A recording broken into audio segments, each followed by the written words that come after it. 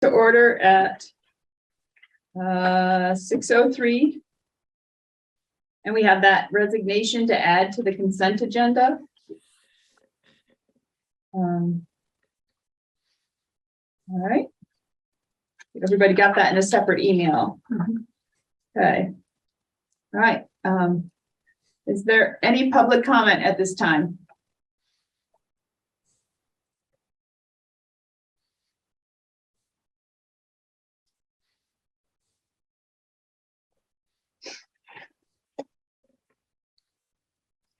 All right.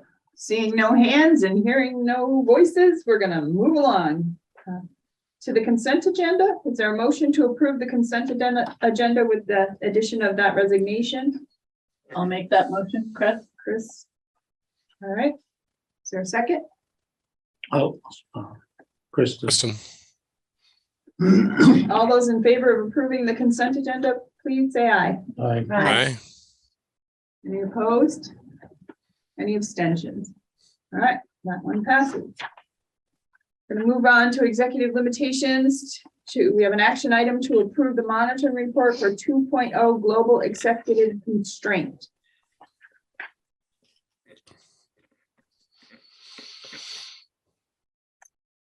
I'll move to accept the report. Okay, is there a second? I'll second. Chris, any discussion? Anybody online have a comment, question? Okay, anybody in the room? Kevin? I threw a little fit about this one. And I remember why we did it and everything, but if you step back and look, it was very focused on some recent events.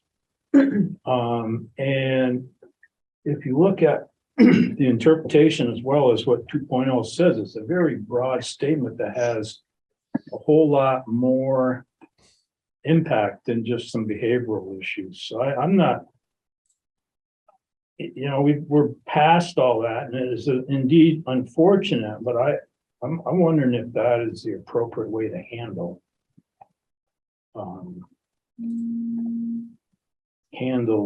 oversight of that, I guess you could say.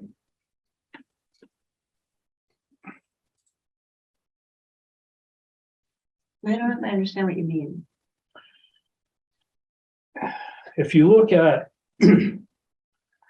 the paragraph in the interpretation, it's all encompassing. What you can go for jail if you break federal laws, state laws, what there is for best business practices or whatever you want to call them in this environment. But if you look at the supporting documents, there were some that supported certain statutory requirements, I guess you could say, but a lot of it was focused on behavioral strategies, which is part of that, I guess. And I can't deny what was listed isn't folded underneath there, but if you look at it's narrow scope given what 2.0 says, I guess what my point is. And I think, and I just don't agree that that is the right place to be monitoring that type of activity. Is that clear? Yes, until I think I understand what you're saying, is that this is focused primarily on behavioral components of, or evidence that, ensures those criteria from a behavioral lens. Well, but I'm not sure what you mean when you say that this isn't the place to monitor that. If you look at 2.0, it's far more encompassing than that one aspect. Right. So, you could say the report's non-compliant because it didn't address this, this, and this, and this, and this, and this, and this. Right. So it sounds like maybe what you're saying is not that it's not the place to monitor it, but that to only focus on that is But then there's subsections, if I remember it, under 2.0 that are very specific about certain aspects of 2.0 to interpret and monitor.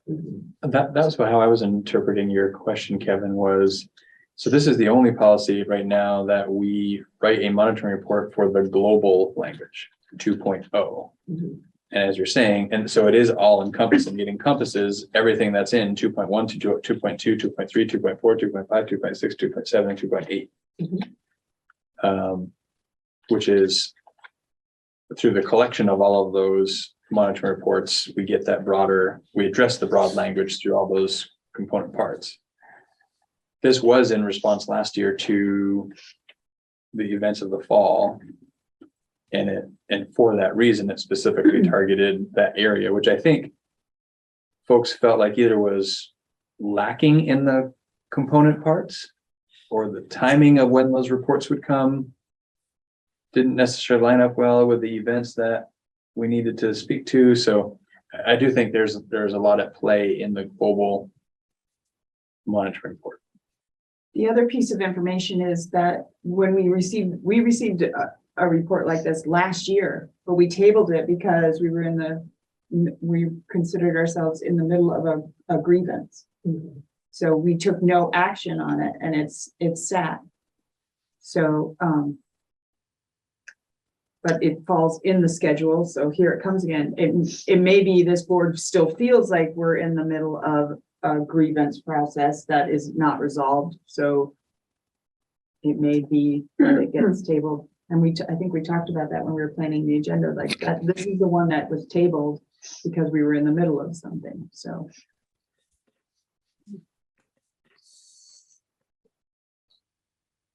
Steve? So, Patrick, in terms of talking about the other activities outside of sort of, behavioral issues, the FERPA, HIPAA, special ed, Vermont statutes, etc.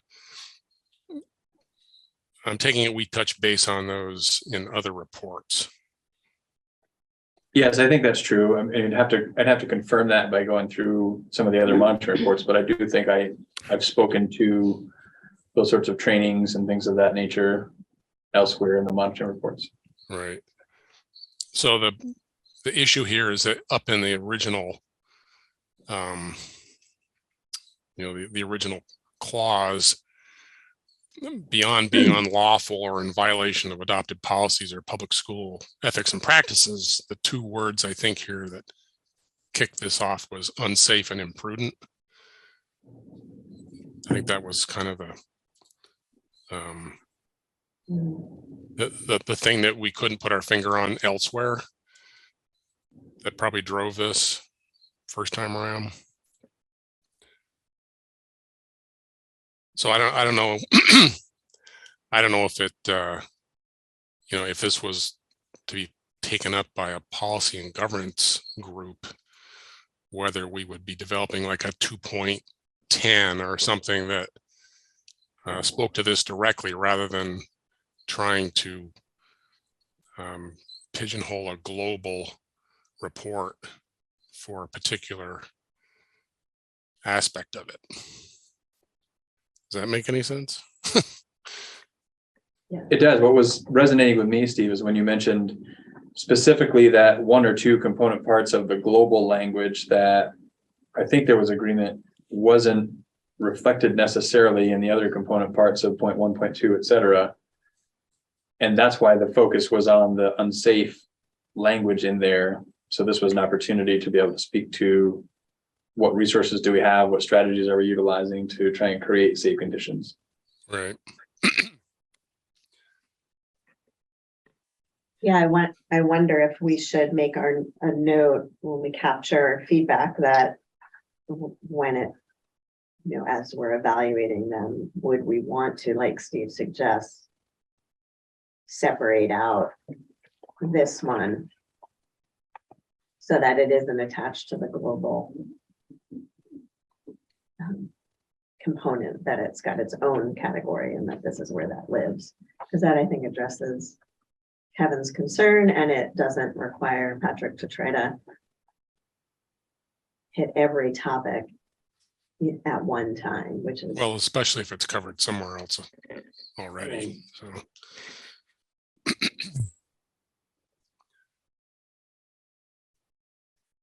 So I think what I understood you saying, Krista, might be sort of an action step, whether it's for a subgroup or the whole board, to look for places where,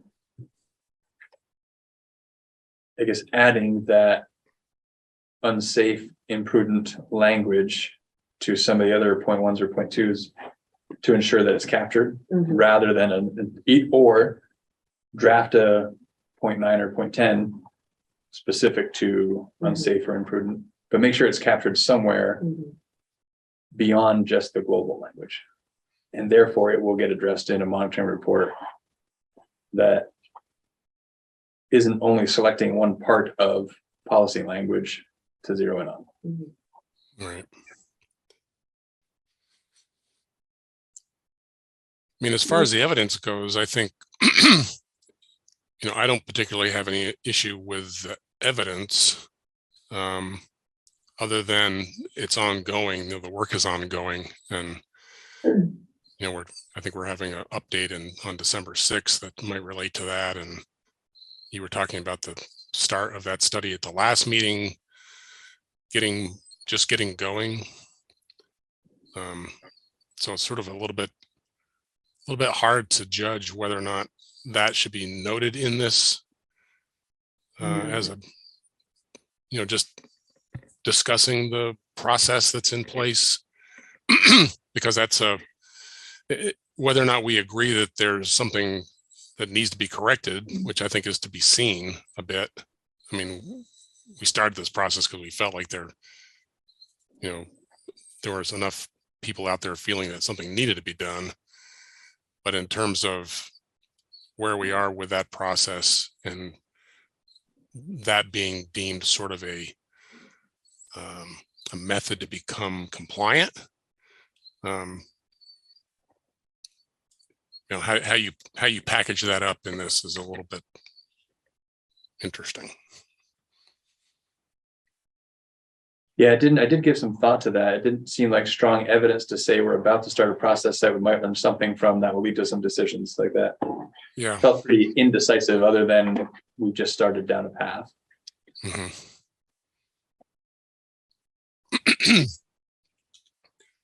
I mean, the December 6th update might be more germane directly to our current status. At least I do think both of those. I think the results of the safety study and potentially the presentation on December 6th could be pieces of evidence that are included in the next monitoring report, unless this one gets pushed down the road a little ways and then there's time to include that. But if the idea is this is going to be acted on today and then a year-ish from now, in somewhere in the 2.0s, we address safety, then probably those become pieces of evidence for the future.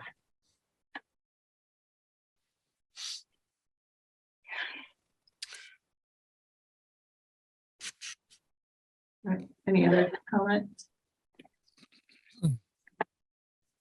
Okay.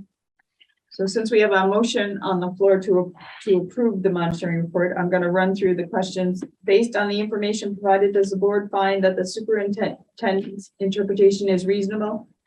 Yes. I'll take thumbs for yes. And I'll put a count. Missed you on mine. Four yeses. All right. And who is saying no on that one? So one. Kevin, were you a no? Well, I'm kind of sideways. I don't want to be a jerk and say no, but Well, I think sideways counts as As a it no? stops the process. It Okay, does well, stop the I'll process. say in no a way. because it's based on what I said. Okay, all right. Does the data demonstrate the accomplishment of this interpretation? Yes. 1, 2, 3, 4, 5 up, 1, 2, 3 down, 5 up, 3 down. All right.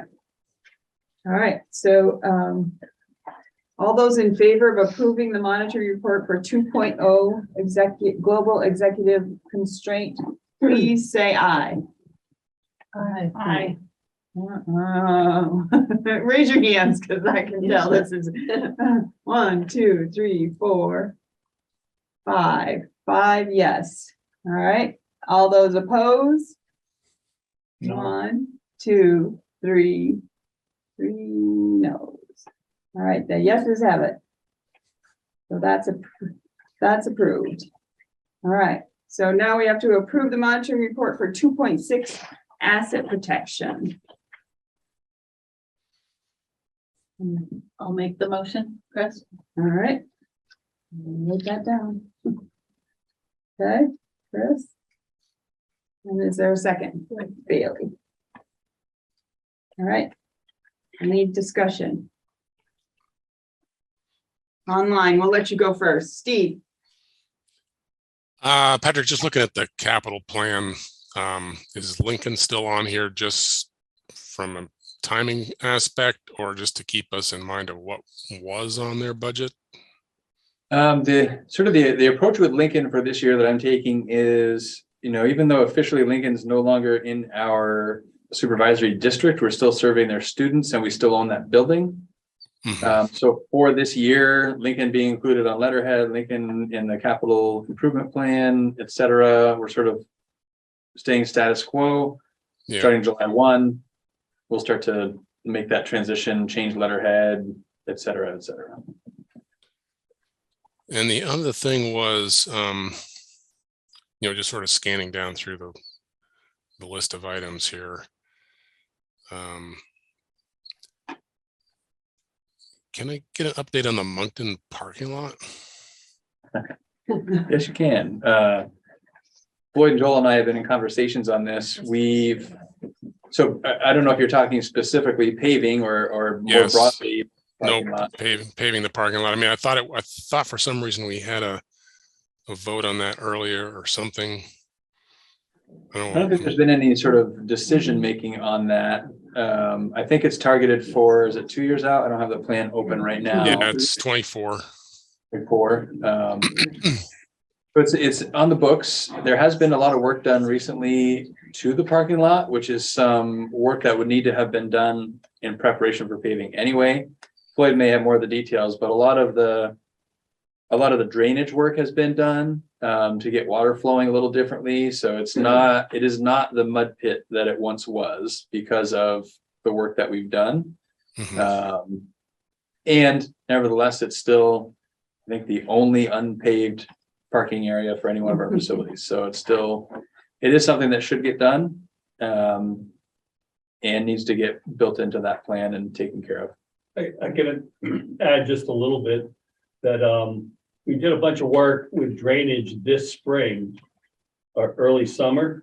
And it would be really nice to come through one frost release in the springtime, mud season, to see how well we did. We thought we engineered it well. We know we backfilled. We took a bunch of stuff out. And before we committed to paving this summer, we'd like to see how we did in terms of that frost release come this spring. That way it gives us a summer to make any adjustments to that before we commit to putting blacktop on top of it and having the frost just knock it all around year one. Right.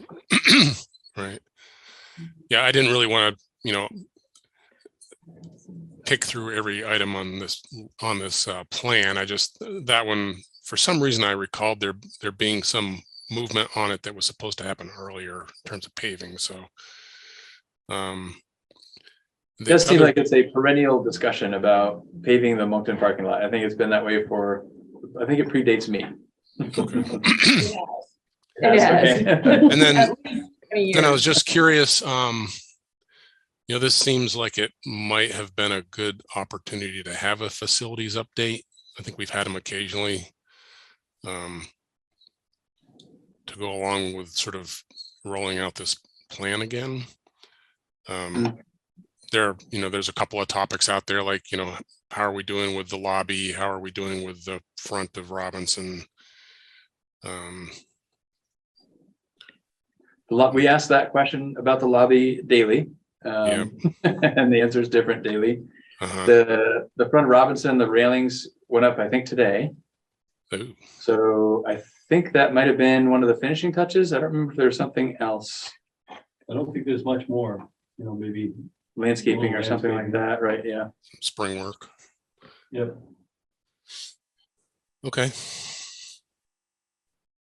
And I guess the short answer on the lobby is it's moving very slowly.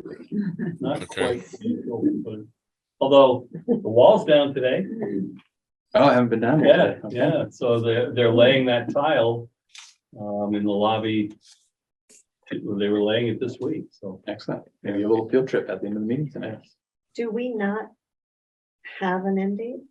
I mean, it seems like when you have a project, We you have an demand. abundance of end dates. Okay, what is our, because like, isn't that They have been, It was Yeah. August 20th. right? But what's it now? I mean, usually when you're, oh, well, I don't know, Steve or Kevin, I mean. And some of it you depends on who expect you- a At this point, you particular- just like go with a roll.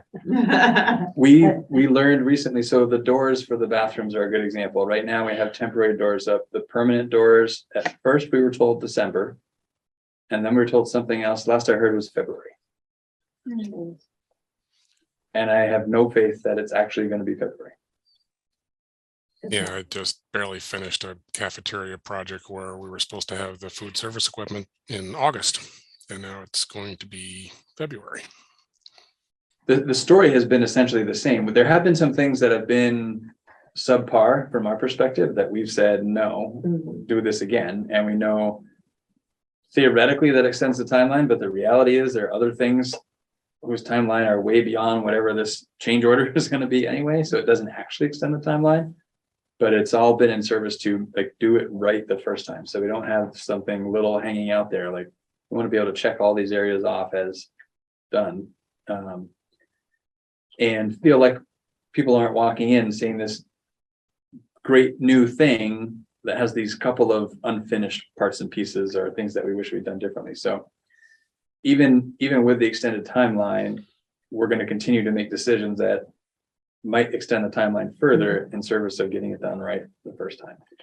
But in terms of like, even how we define done is a matter of perspective. Like usable is one thing. Like the bathrooms right now are not done and we're using them.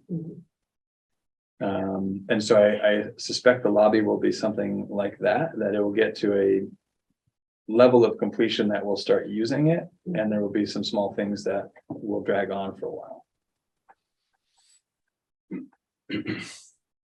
And even that, when will we begin using the lobby as our main entrance again? I don't have a date for that. I don't know if I haven't been attending the weekly construction meetings. I don't know if there is a date that was tossed out recently, but it's not anything I've heard. I respectfully decline replying to that.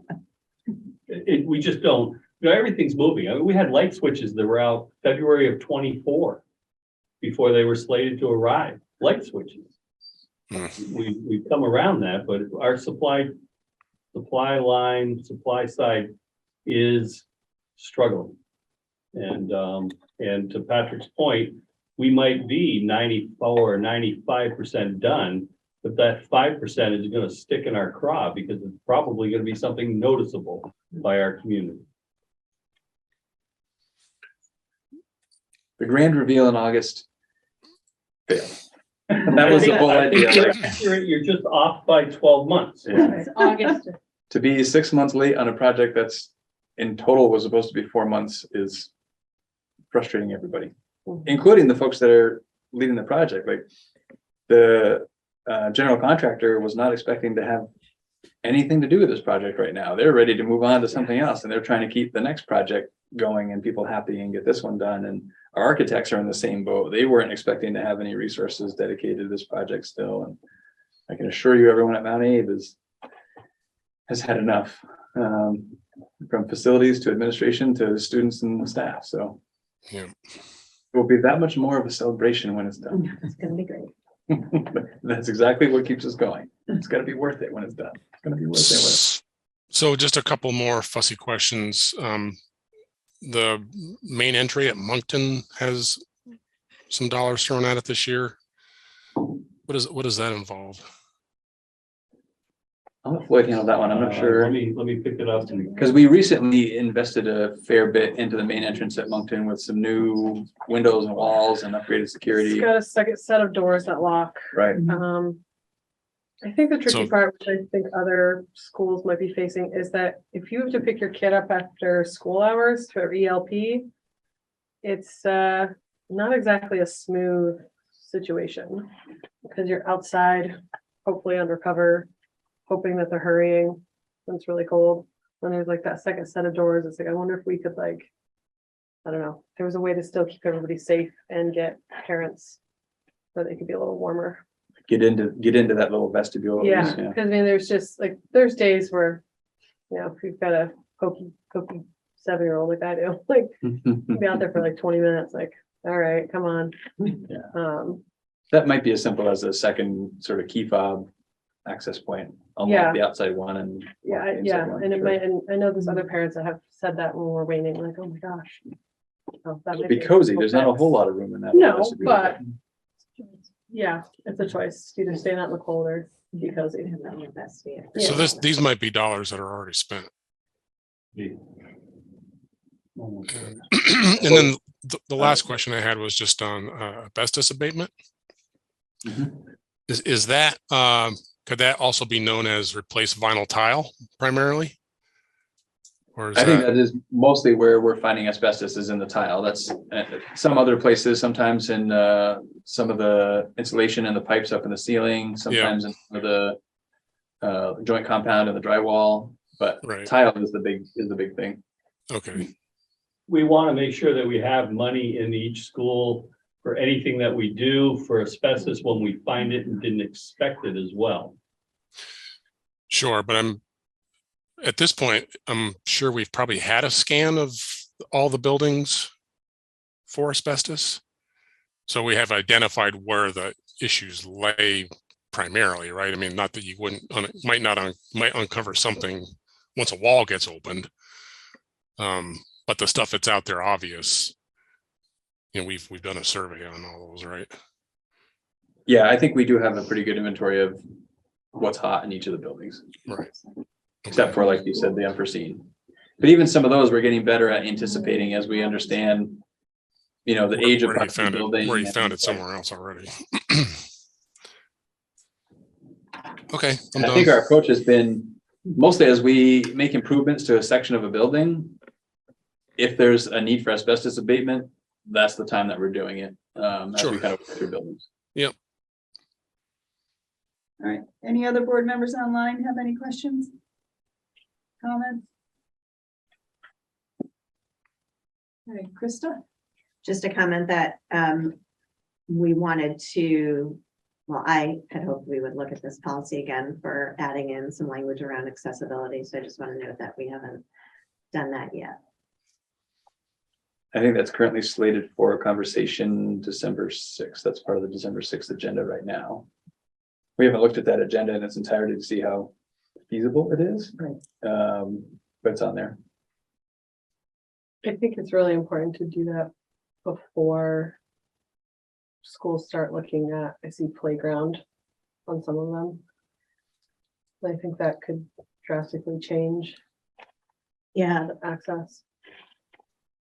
yeah. So we're finalizing the agenda for December 6th, so we'll do our best to keep it on. I did see it on there Yeah. when I looked at it as well. Yeah.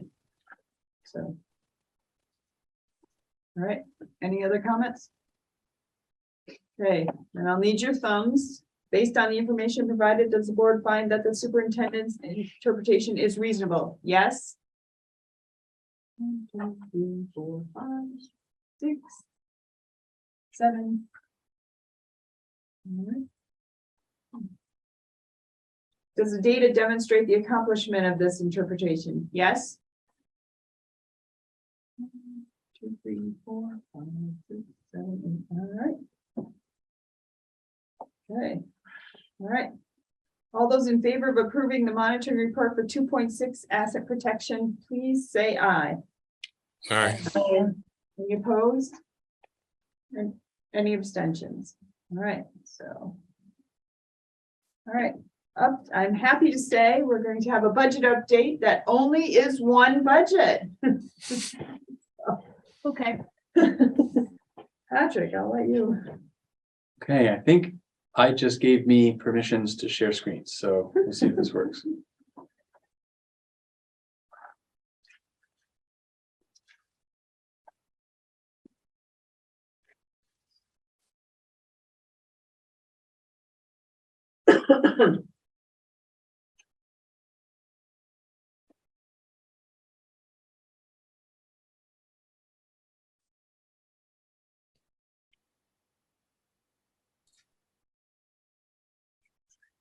I know, I Okay. can't either, like this and the light over there. Patrick, can you minimize that? Oh, yes, I can.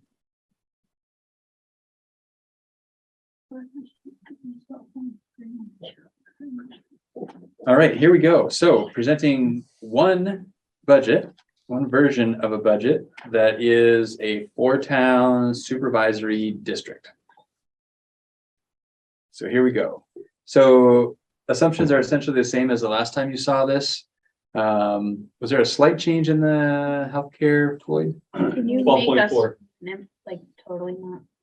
that Yeah. possible? Oh, I did, sorry, I did on my screen. Yeah, I didn't on the screen. thank you. You're welcome. And maybe down There. here is out of the way. Let's see if that's out of the way on the rest of the screens. This actually still says 12.5, but it's 12.4 is now the figure we're recommended to use for the increase in the premiums.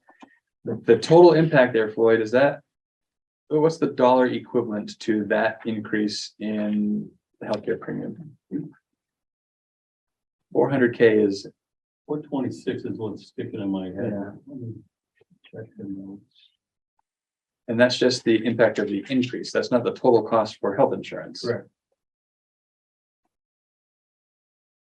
So that's one example of an increased cost of approaching $500,000 for the organization while losing 23.58 equalized pupils. So that's sort of that double whammy, right? If we had that increase in the cost and our pupils stayed the same, our cost per pupil increases. We have that increase in cost and a decrease in pupils, and that's sort of a double whammy on the cost per pupil. There is no spending threshold penalty built into this, but again, we'll take a look at what if there was a spending penalty, threshold penalty, what would it be based on our projections, how far over would we be, et cetera. We are expecting an increase in the revenue because of the special education block grant funding. So that's built in here. For now, this assumes that all of the employees currently assigned to Lincoln remain in MAUSD. Until they have a letter of resignation, I can't assume otherwise. And so the way that works from a staffing perspective is if the person that currently works at Lincoln has more seniority, which is true in many of the cases, then they would bump someone in the same category that works at a different school. So what you're seeing here is less savings than if a more veteran teacher at Lincoln stays at Lincoln, because then the less veteran teacher would remain employed by MAUSD, and there's a net positive impact from a financial standpoint when that happens. But from building a budget, we need to make more conservative assumptions, and again, making any other assumptions without letters of resignation in hand, I don't think is the right way to go. Can I paraphrase that to make Yes. sure I understand it? So bullet number, the last two bullets means that as it stands right now, Lincoln employees have seniority, so they would remain in the budget. And the last bullet that says reduce staffing would be less senior people within the district. Right. So if we have 12 FTE that are currently assigned to Lincoln, and all those 12 FTE are more senior than someone else somewhere else in MAUSD, then those 12 more veteran people, if they stayed in MAUSD, remain at a higher cost, and we bump out 12 at a lower cost. generally speaking. Sir, sorry. The date for that is probably 2 weeks after the, like, March vote that you have to submit if you're gonna stay or go. Is that the date? So that's really driven by the Lincoln School District. Okay, So they might ask. they've been them then. talking about a timeline that's ahead of our timeline. Okay. And like, we could issue contracts for next year whenever we want to. However, our negotiated agreement has a date that doesn't change unless we have a side letter that changes it. So if we issue contracts tomorrow to staff, they still have until April 15th to return them to us. Okay, Now, if Lincoln sets a different date by which they need to make a commitment to Lincoln, the only way they can commit to Lincoln is if they've submitted a letter of resignation to us, and that gives us something to act on. okay. So what happens, I'm assuming, like specials teachers or special educators, speech pathologists, they are not full-time in Lincoln is my assumption. So what's the scenario for them? It's a mess. That's the summary of that scenario, because you have potentially a 0.4 FTE something, nurse, art teacher, music teacher, there's a whole host of things that they could be at Lincoln that wants to stay in MAUSD, and that person is whole. So they're 1.0, they're 0.4 Lincoln, 0.6 Robinson maybe. Mhm. So their 0.4 comes back into MAUSD.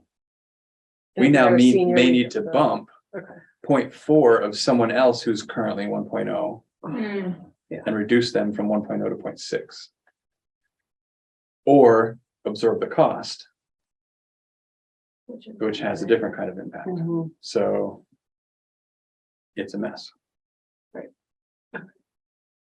And, as we're looking at that, not all schools are impacted equally, right? Mhm. Some schools have a higher proportion of more recently hired people. Mhm. And so they're going to be disproportionately impacted by any bumping that might happen. So I know we can't commit to this, but in the utopian world of Lincoln, that says all these people want to stay, that 1.0 person could be 0.6 in MAUSD and 0.4 in Lincoln. Is there there's nothing that says that couldn't happen. If they choose to be. Right. It'd be a personal choice. Yeah.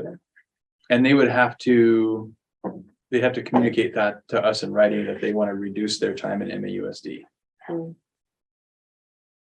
So basically, the options we have are either we receive some notification from the employee that they want to reduce their time, either in part or in whole. And then we offer, and then we know what we're offering to folks in-house in terms of are we offering a RIF notice because you're going to lose all or part of your job because of the bumping? Or you're not going to get a RIF notice because that person's going to stay in Lincoln.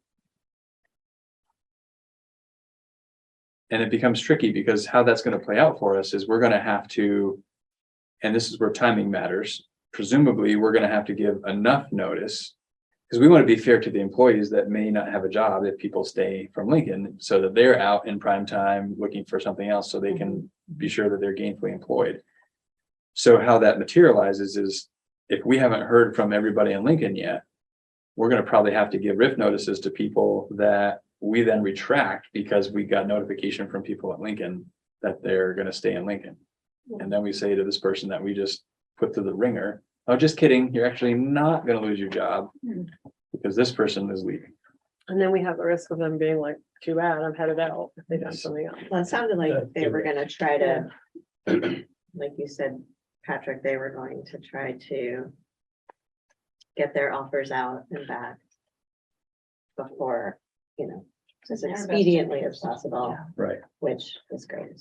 So so to make this as easy as possible, realistically, we would need letters of resignation from people who wish to remain at Lincoln with the Lincoln School District by, I'd say probably mid-March, like April 1st is when we have to issue contracts by the negotiated agreement. So come April 1st and really a little bit before April 1st, we're either saying, here's your contract for employment next year, or here's your RIF notification. And what's tricky is our collective bargaining agreement requires me to give something along the lines of as much notice as possible to the union in anticipation of any RIFs. This is a very flowing kind of situation. So when, and I think it's common knowledge that Lincoln is leaving, and it's probably common knowledge that we won't be keeping all staff if they chose to stay in MAUSD. But nevertheless, it's going to be a pretty tricky situation to navigate in a way that everyone feels respected and understands what's going on.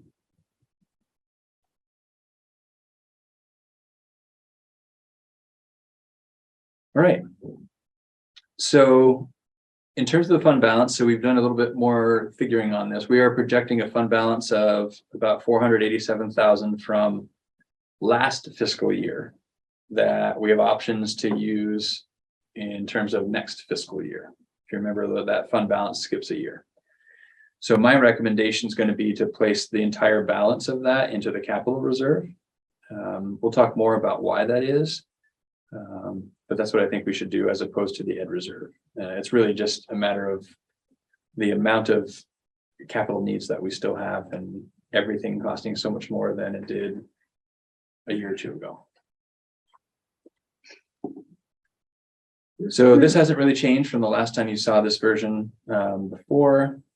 A couple of the notes here are really around assumptions that, so if you recall, there are currently 3 students attending Lincoln Community School that are there on tuition waivers from MAUSD. The Lincoln School District is going to have to decide whether or not to extend those tuition waivers to those 3 students for them to remain at Lincoln Community School.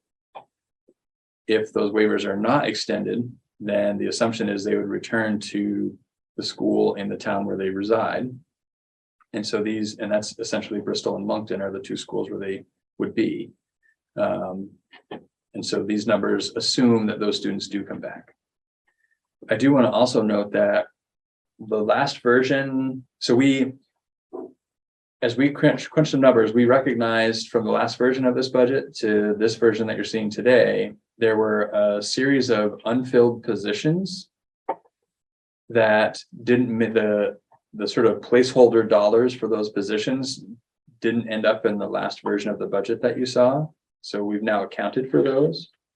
At one point, we were about $1 million over the target that you set of 5% increase pre-equalized pupil. So we've gone through, we've done a lot of cleaning up. And that number is now right around 500,000. So we're in better shape, but we're still not at the target. I have some ideas that I can present to you in terms of options to get to the target and how we might handle that. And I'll be looking for some guidance from you tonight on how to move forward. One of the things we did, we adjusted we were assuming 75% of the students that could come from Lincoln to Mount Abe do. We've said all along that was a very conservative approach. In light of how far we were from the target, we thought it's somewhat risky, but pretty low risk to change that 75% to 80%. And so that has an impact on increasing our revenue, which overall decreases the cost per pupil. So that's an update that's in here, that we're using 80% of the 7 through 12 as well. And when do we anticipate Lincoln will decide about? If I recall seeing their timeline, I think December is when they expect to make a decision on if they're going to designate 1, 2, or 3 high schools or be a full choice district for 7-12. From our perspective, the full choice district is probably the one that would bring the smallest percentage of students from Lincoln to Mount Abe, because they could go anywhere in the world. And the best case scenario for us is if they designate just one school and it's Mount Abe. Do they have to provide transportation to no level of 7 through 12? But if they have Or at one all. high school. Transportation is not required Right. at all. Okay.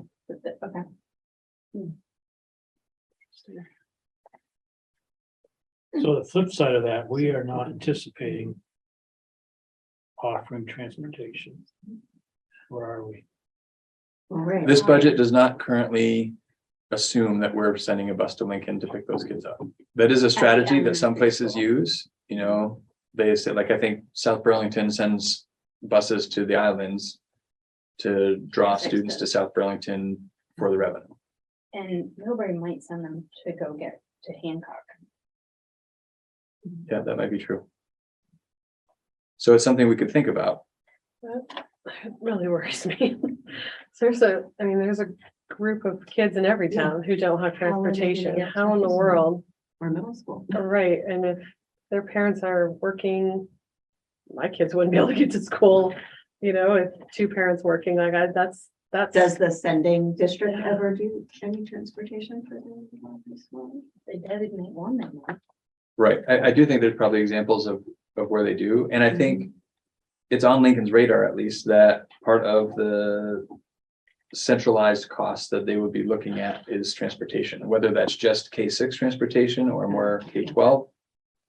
I'm not 100% sure. Their budget would reflect more K-6. Yeah, in terms of the anticipated cost. Yeah.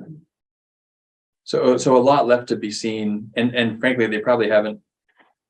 I don't know if they've talked much about transportation in light of the fact they have so many options on the table still. To run transportation scenarios for all those options would take a lot of work. There's just one other question. If they designate a high school that's not Mount Abe, do those high schools have to, do they have to accept them as the designated? If they high school? designate one high school that's not Mount Abe,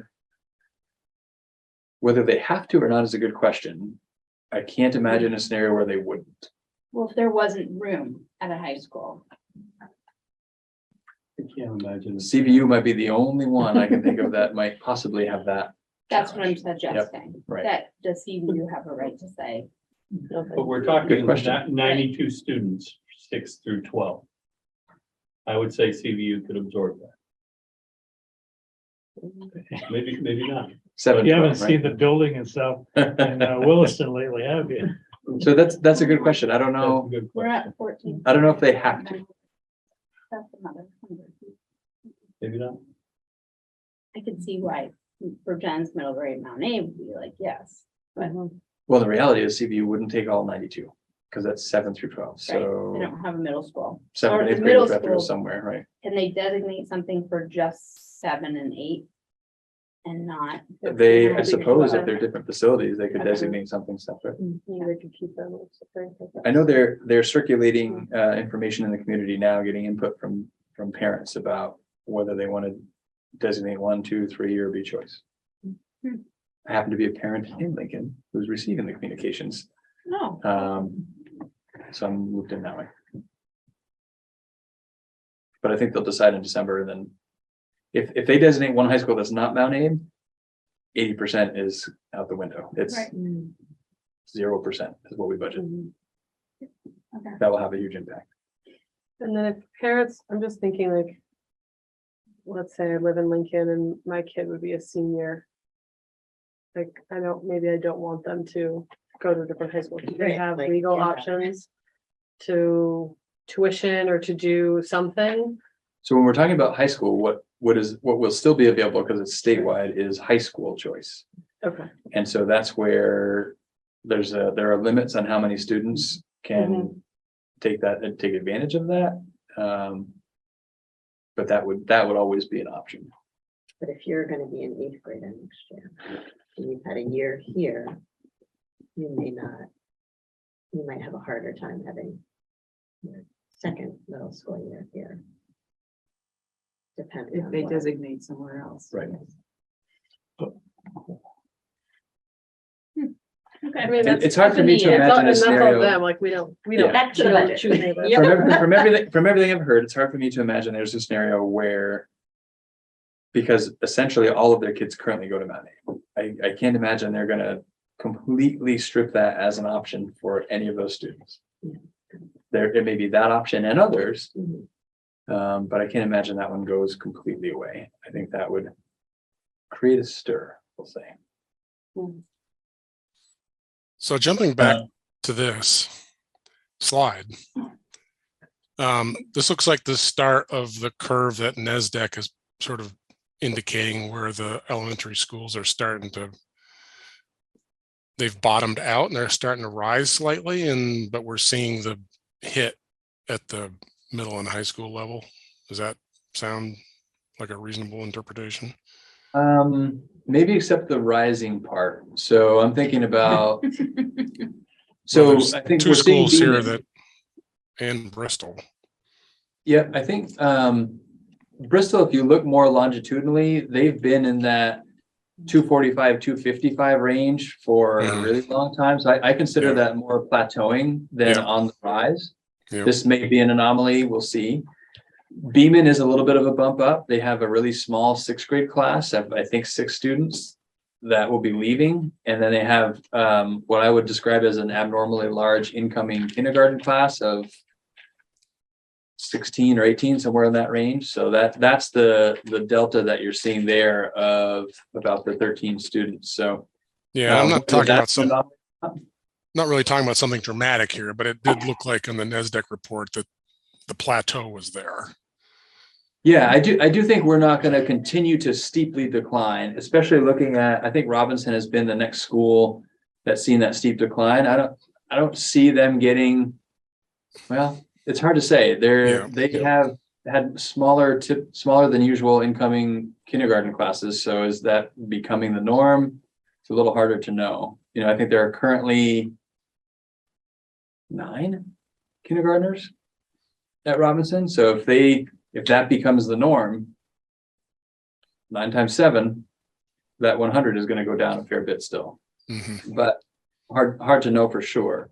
But I do think, generally speaking, yes, I think your point of elementary numbers for the most part are going to start to stabilize at these lower rates. I don't see them rebounding back up by any significant number. I think they'll continue to decline overall for a little bit.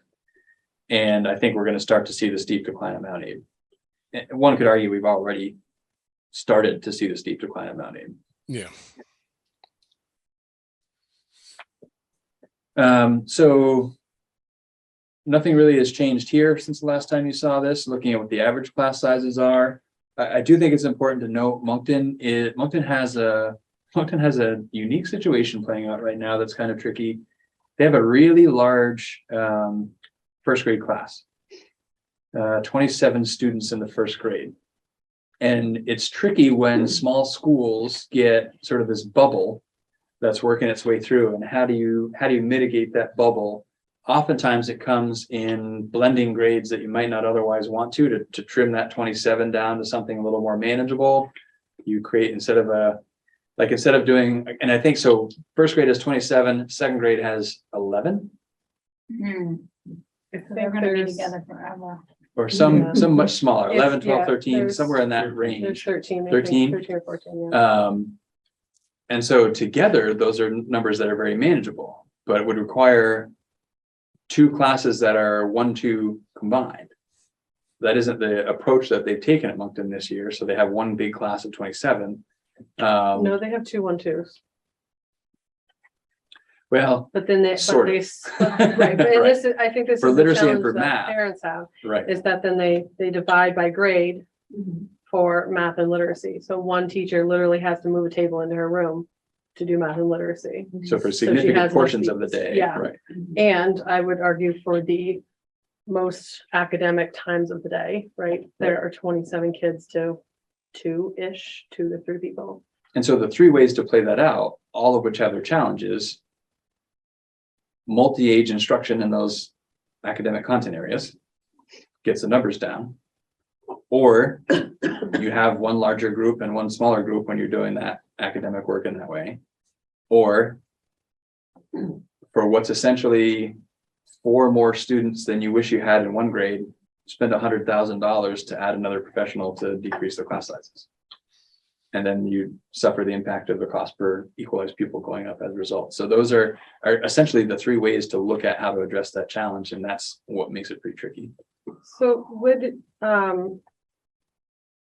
there be able to be some like co-teaching during those times, or like pulling, like splitting kids up by ability and like pulling There some out? are different supports that are going in at different times, trying to help with that. And there's a lot of support for the teacher to think about classroom management strategies to help work with a number of that size, et cetera. So there are a lot of efforts being put into place now to try and help with that. And it's not making the number smaller. It's thinking about more effective ways to work with the numbers. So, and 27 is really large for Vermont standards. Nationally, 27 is not large. Mhm. typical, I would call it. But it's not something we're accustomed to, and it's challenging to figure out how to work with. So that's really the main highlight there. I think everything else is relatively straightforward from a class size perspective. Just a reminder of what our class size guidelines are. I'm going to come back to this slide in a little bit because I'm going to advocate for a strategy that buys us some time to, in particular, look at class size at Mount Abe. Currently, our class sizes at Mount Abe on average appear to be lower than our class sizes at the elementary level. And that's been intentional. We've known we've been doing this, and it's to try and preserve programming. Because to get class sizes up around 20 on average at the high school means we're going to be cutting programming to do that. And that becomes tricky. And that's the direction we're going to need to move in now, that we don't have merger as something on the horizon to help address that concern. So here's really what it boils down to. As it stands now, without using any fund balance or any ed reserve or any of the strategies I'll talk about in a minute, without making reductions in personnel or programming, it brings our anticipated cost per pupil at about a 7% increase over the current cost per pupil, which of course is 2% over the target that you set when we met in October. So here's my recommendation to the board. I recommend that we put forth a budget to the voters that shows a 7% increase in the cost per pupil.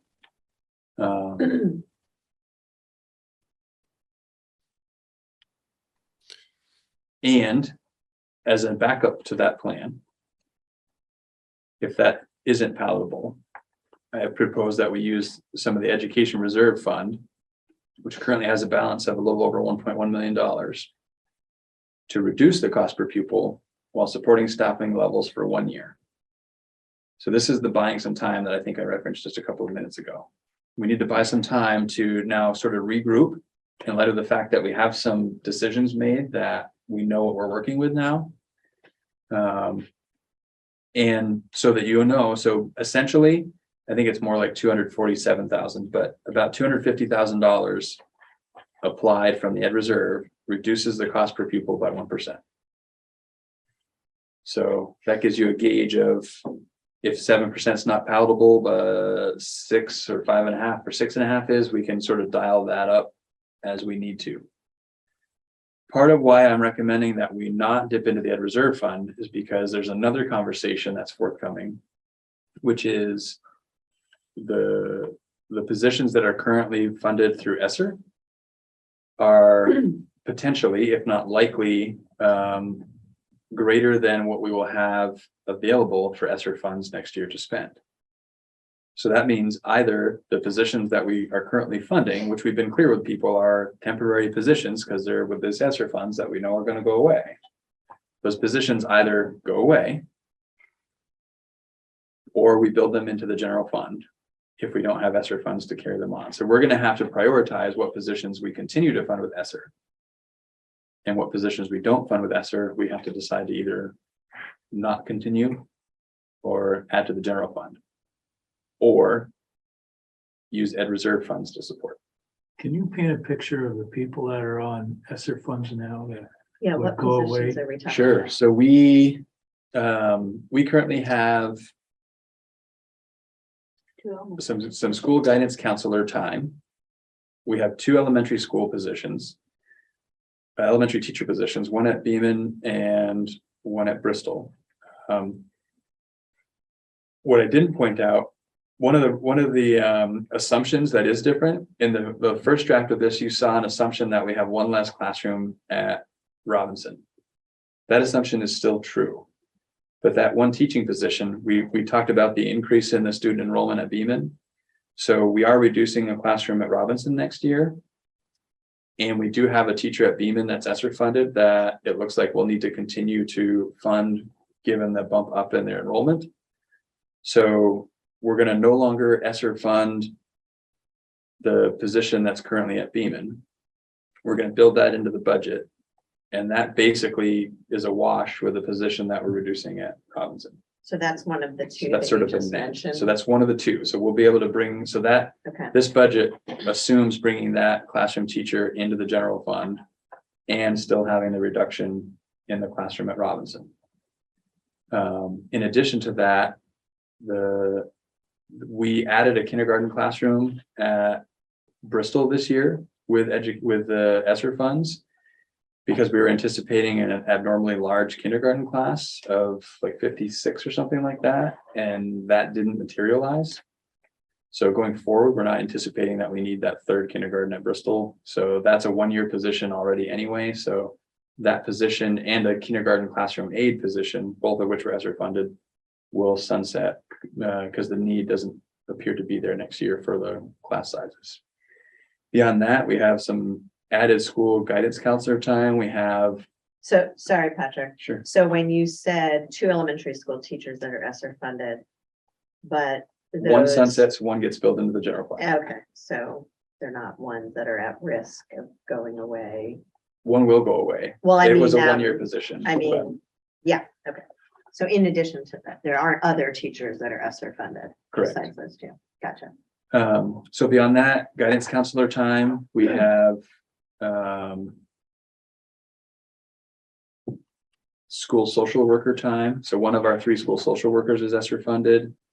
We have some academic interventionists that are ESSER funded. We're calling them utility educational assistants. They sort of are employees that go wherever they're needed, which has been really important as we've had lots of absenteeism with COVID and flu and all the things that are hitting everybody now. So they've just kind of been able to go wherever they need to be.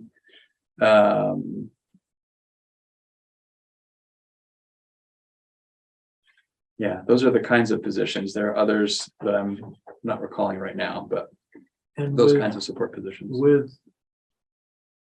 the guidance counselors and counselors and all that, I think my concept or my understanding of those would be transitional based on getting kids back to school from being out with COVID and that sort of thing. Is it happening or not? Part of it is transitioning them back to school and kind of getting our attendance back in order, which was, we had horrific attendance last year. We had more than 400 students in MAUSD that missed 20 days of school or more. Holy moly. We had a handful of students that missed more than 100 days of school. Whoa. So attendance is problematic.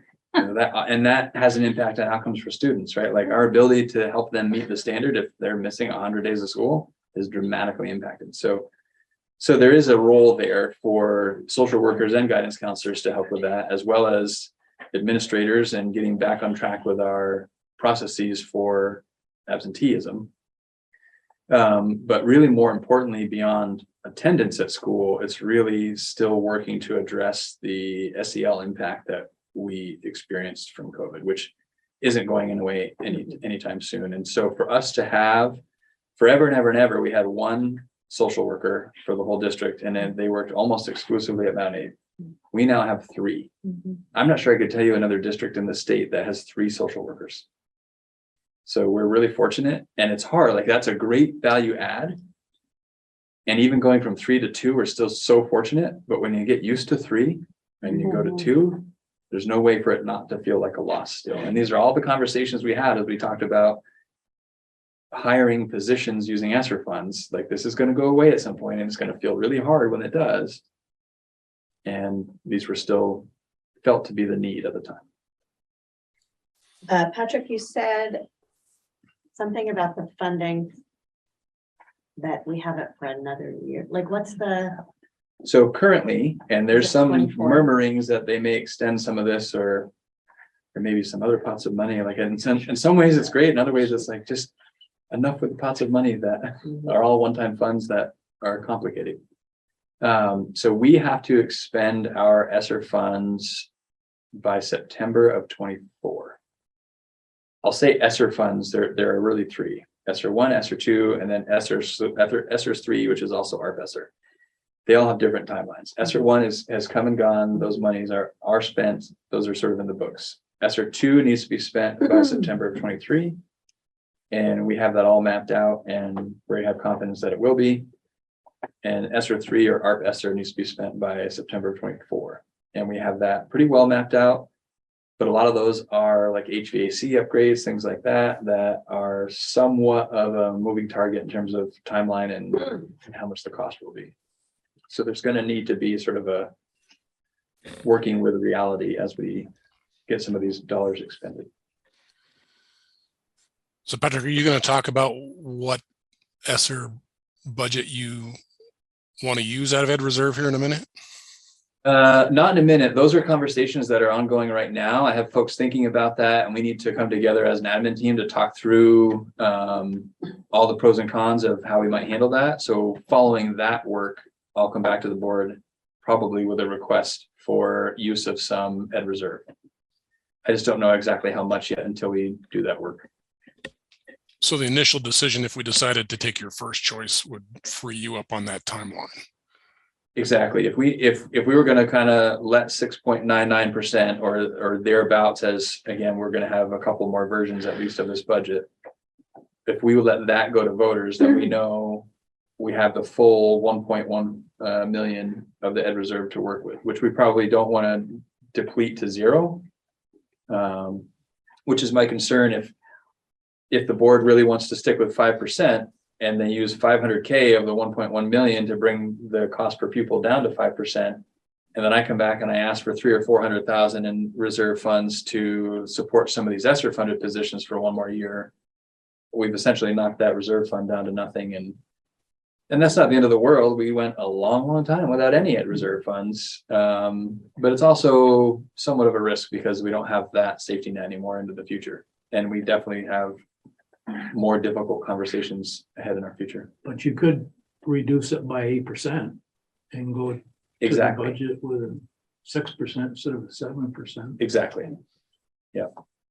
And there's no hard and fast tonight. I think more or less, I want to hear the board's thoughts on what direction to go.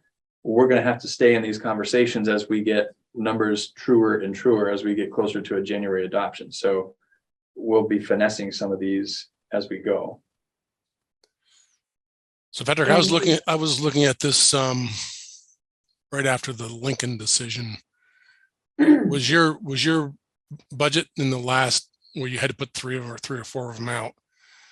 Did I recall that this scenario was 6.14 at that time? I think it was 6.34. But yeah, in that ballpark. So this is it was in this higher. It was in this neighborhood. You knew it was going to be in this neighborhood once the decision was made anyway. Exactly. And this is a little higher than what we first showed because of those unfilled positions that we wanted to continue to try and fill into the future. Okay.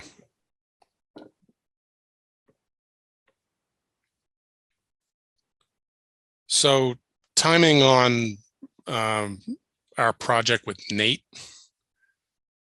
Yep. So that's sort of any chance we get any sort of indication from him where we might be headed with that? Probably not. But you mentioned that, and here's part of why I think buying the time, because I think it's important to acknowledge when we're using one-time funds, and that doesn't matter if it's ESSER one-time funds or fund balance one-time funds or reserve account Ed Reserve funds. Those are all one-time funds. When we use one-time funds, all it does is buy time. And it actually creates a hardship for us in the future. So if we used 500,000 of the Ed Reserve as a one-time fund to help bring that cost per pupil down to 5%, that's $500,000 of revenue we are artificially infusing into this budget. That is not going to be there when we build the next budget. And so that will feel like a $500,000 loss in revenue that we have to make up for by increasing costs or decreasing costs. So increasing taxes or decreasing our spending. I think when using one-time funds, if it's to buy time to develop a comprehensive strategy to address the challenges that are putting us in this position, that's perhaps the most appropriate time to put yourself in that hole to dig out of, because you're you're buying time to build the plan to dig out of it. And that's why I thought it was important to share with you tonight, sort of big picture, what we plan to do with the time that we would buy by applying some of these funds. So as you were just talking, Steve, we need to begin to, we're still working through the process with Nate. That's likely to take us into early part of the next year, not school year, but calendar year, January, February. And so we can then begin, hopefully over the course of the next year, to apply some of those cost-effective mindset ideas, strategies. And that's not going to be enough, because a lot of the cost-effective mindset work takes advantage of attrition when it presents itself. What we also will need to do, and this has been something we've talked about, but we'll need to really move into action now that we have some clarity with some of these other decisions. We're going to really have to act on some of the other options that Nate spoke to in his report to create efficiencies and maintain programming. There are a couple of big ones in there that could have an impact. Sixth grade is probably the most impactful and most controversial that we could tackle. I think there's a direct correlation between impact and controversy. The more impactful, the more controversial they're going to be. We've checked a couple of off, but there are other big controversial conversations to have. And Kevin's going to take us right into the controversy right now. Maybe I should shut up for a few minutes. But beyond that, and this is the next controversial thing, and I alluded to this earlier, we're going to have to work with Mount Abe leaders and Mount Abe staff to figure out how to start right sizing classes at Mount Abe. We knew this was coming. We've been trying to put this off for as long as we could. We've done, for the most part, what we can at the elementary schools. Merger's not coming now to help solve this problem for us. We're going to have to face this head on, and it's going to mean working with Mount Abe leaders and working through leaders with staff to talk about what are the changes. Average class sizes of whatever they are, 11 in certain departments right now, are not sustainable.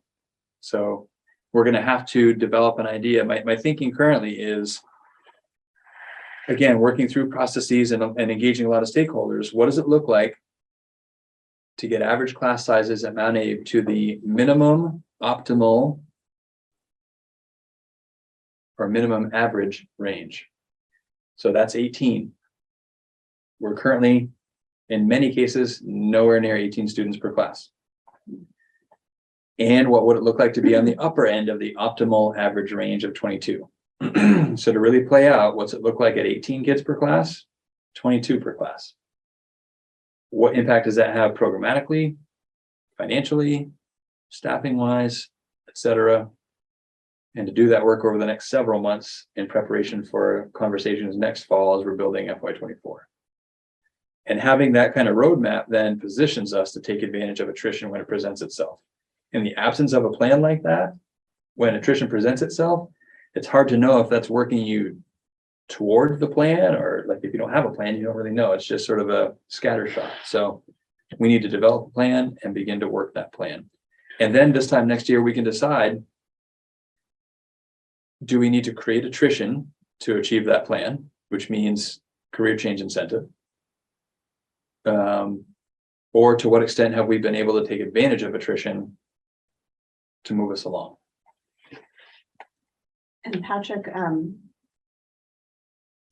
will you have a sense based on work with Nate when you would need to enact some of those changes? Like you said you would hope to start those conversations after the new year and be thinking about them as you build the budget, but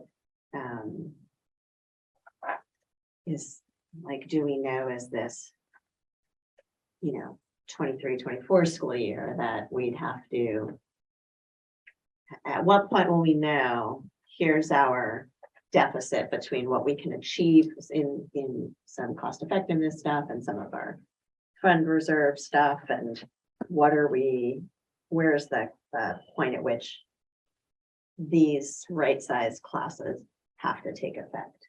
I don't know if I'm asking the question the right way, but Yeah, I think unfortunately because it's if there are not gonna quite be as, big changes, then it's good to know that we have more than just a few months to yeah. contemplate them and enact them.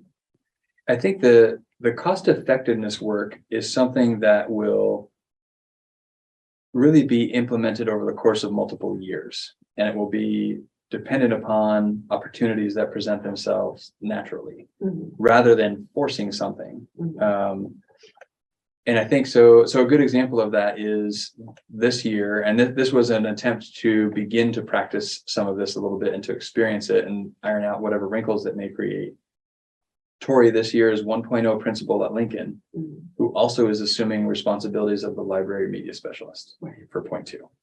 So that's an example of wearing multiple hats, which is one of the concepts under this sort of cost-effective mindset approach that we're talking about. So that's one example of the multiple hats. Other examples could be stipending teachers for leadership work instead of having teachers in leadership positions.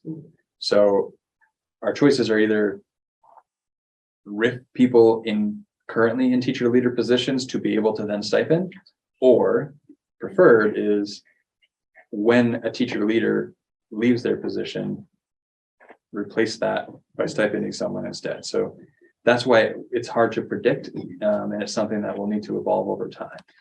I think some of the other sort of firmer actions that we could take are more of the ones that are some of the other ones spelled out in Nate's report. That we wouldn't necessarily need to wait or take advantage of attrition to achieve.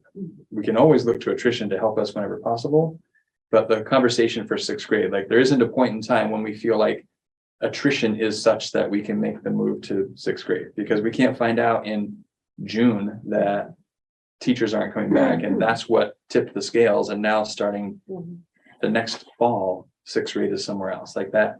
There's a longer lead time and conversation that needs to happen there. So it's going to be a combination of continue to try and find those cost-effective strategies. Part of that, which we haven't gotten to yet in our work with Nate and Carla, is talking about what are the staffing rules that we're going to set. Part of that cost-effective mindset, he said, in small schools, you round up a lot with your staff. Rounding up with staff costs you money. So we're going to collectively create some staffing rules that stop the rounding up as one strategy, as another strategy, I guess, in terms of the cost-effective mindset. But in addition to that work that will be ongoing, we have some other big decisions that we need to discuss and hopefully make, while also working through what can we do at Mount Abe and what should we do at Mount Abe. Random question, but is there a seniority list with administrators No, from the Lincoln thing? Okay, so there's no seniority list for administrators. Okay, There's no so union for those administrators. administrators that are at Lincoln would need to be, they no longer have a job with MAUSD. Presumably, that isn't a decision that's been made, but Okay. Oh, But there isn't- at least not as the Lincoln School. there isn't a principal, et contract cetera. that governs it. Okay, got it. There might be other roles that somebody might want to take up. Right. So seniority applies really specifically to anyone covered by the professional staff collective bargaining agreement or the Yeah. support staff collective bargaining agreement. Okay, We have a bunch of folks that are in the director's policy. There's no sort of seniority list within that. okay. And then we have a lot of folks that are on sort of individualized contracts, like administrator contracts. And there isn't a seniority application for any of those either. And do we owe somebody who had a job with, let's say, Lincoln money when that job is no longer there? No, okay. No, so part of what I've been doing in recent years for any positions that might be impacted by any of the number of scenarios that we're playing out, where possible, I strategized in moving to 1-year contracts. Okay, So that created the most flexibility for the board to act, to respond in any way they needed to. thank you. I was thinking about the ESSER funds, and you're talking about like guidance counselors and, you know, like kind of supporting that social emotional pieces. If those times, positions kind of shrank, does that affect like, one particular school more than others, or one like kind of like grade level chunk? Like, are we gonna like, Most likely, okay. it will create a shuffle, right? Because Mhm. because it's based on seniority, it's gonna be wherever the least senior person in that category currently works, Mhm. which may be one school, it may be two schools, it may be five schools. Okay. And the number of iterations of the potential dominoes that could fall are almost immeasurable right now, No, but they will fall and we'll be able to track them. But it's no way to really predict how that's all going to work out. I will say, generally speaking, with the folks that between the perceived interest in a lot of people at Lincoln staying at Lincoln, here's where maybe there's a silver lining to having a lot of vacancies. We can absorb some of the folks that don't want to go to Lincoln and want to stay in MUSD, and they can fill some of the roles that we currently have vacant. So I'm confident we'll be able to manage this pretty well. I don't think I could say with confidence that 100% of the people will get to keep the same FTEs they currently have. But I'm feeling relatively optimistic that this could work out okay. It just feels like in my day-to-day life, I think we all know, like, if the social emotional piece isn't intact for a student, it has large ripple effects through their life, but everybody else's life around them. Yeah. And I would be so worried about losing more time with people who can really affect change in students' life. Are you Um, talking about the ESSER fund positions? Yeah. Or Lincoln? position? No, ESSER funds. Yeah, okay. Because if we had to, like, I'm just thinking back to that piece of like, present that bigger budget or that bigger percentage Yeah. increase, or, Yeah. and I would just be really worried about losing positions of that nature. So I know sometimes they feel easier to shuffle, versus like a classroom teacher, obviously, because there's so much we can do. And that would just really worry me, about like how to make sure students are really, making sure they're just able to access their learning. And those support staff are really critical to that, so it's just tricky to. And most of the positions that we added with ESSER funds addressed that type of concern. Yeah. And none of those positions are built into this budget. So when you're looking at the 7%, none of them are built into that general fund, Yeah. none of the ads. We Mhm. have great resources. Although I will say, we did, if you recall, last budget season, I came back to the board and said, I'd really like to add $500,000 to what we had been talking about, in part to be able to facilitate some of these. So we wanted to have more of an assurance that we'd be able to sustain them post ESSER. There's some guidance counselor time in there. There's social worker time in there. That's the social worker number 2 of 3. We still have the third that's ESSER funded. There's some other positions that I'm not remembering specifically in that 500, but a couple of them were to try and keep them in place post ESSER. So the cost-effective mindset, and I get little glimpses of understanding, but to me, there's a lot of fluff there that it's hard to quantify into dollars. We as a board haven't talked hardly at all, if any, about the weighted student funding aspect, which to me is the thing that will tell you if the cost-effective mindset is working or not. And I'm not sure we just want to jump into that and say, okay, school X, you're going to get this because that's what your weighted funding and why, but seems like we would want to be doing a sanity check somehow to understand if it all sort of lines up today, or if there's skews, and if there are skews, and what needs to be done to normalize all that. And you talked about going back to the Levinson report for more savings, but we just had voters set aside probably 60% of those savings. And so that leaves you know, the Nancy Cornell kick the can down the road a little bit here, a little bit there type of savings that at least superficially don't seem like they're gonna be enough.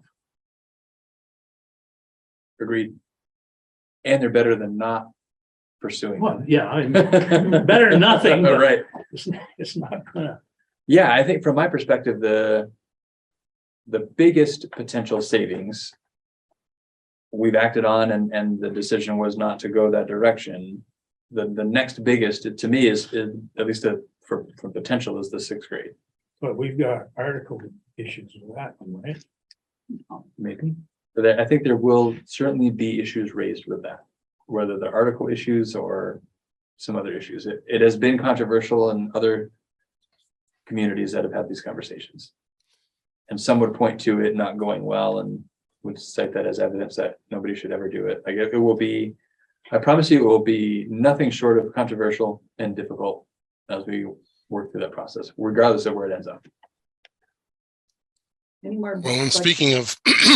speaking of controversy,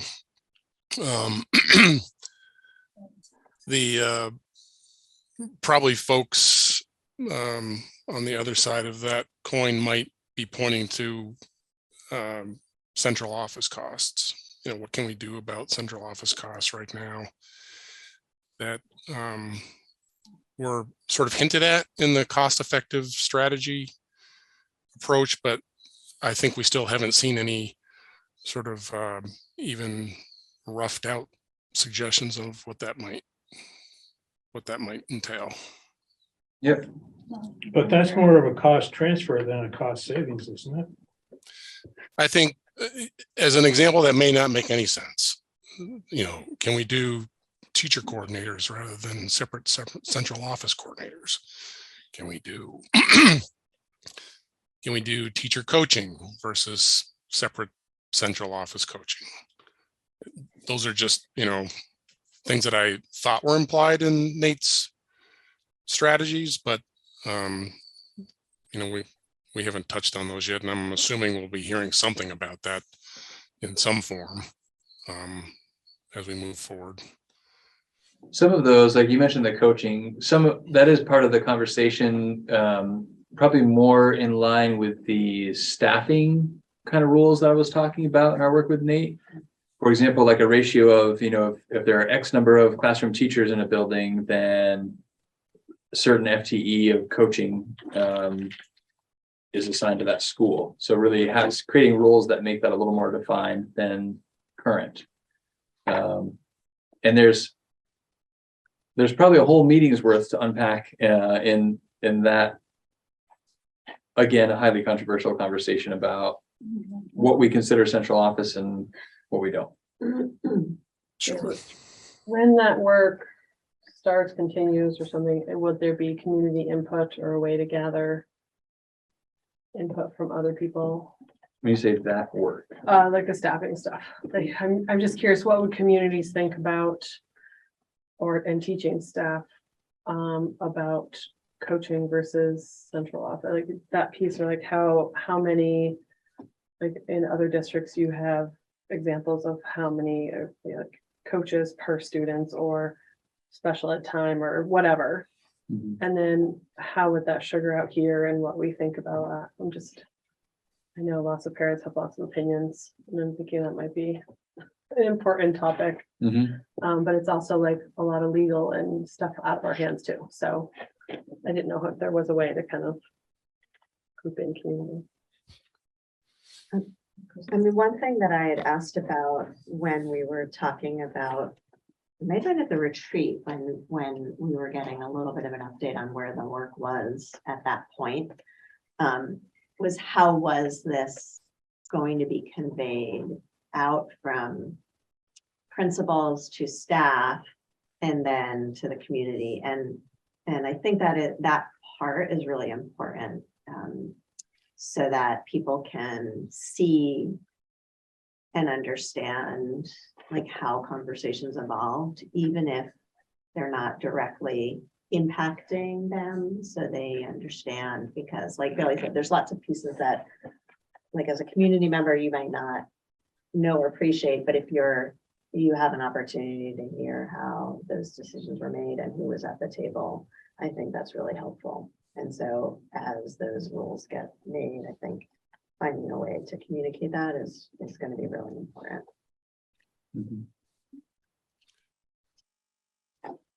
Yeah, I mean, Nate is all about process, and I think all about, you know, making sure everybody's on board as things move along. And I think he outlined some of that stuff in the retreat. It might be good to kind of refresh that timeline a little bit and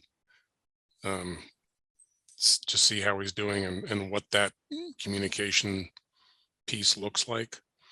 So everything we've done to Nate to date around cost-effective mindset, like that work, not the study work that we contracted with him for, but this sort of second contract that we've initiated. Yeah. Everything to date has been around decision-making processes as a leadership team. None of it has really been about making decisions. It's really about processes to apply when making decisions going forward. So that's why I'm struggling a little bit when folks are talking about this work and that work. That's very undefined currently. The work is laying out how to do the work, and that is tricky to communicate out.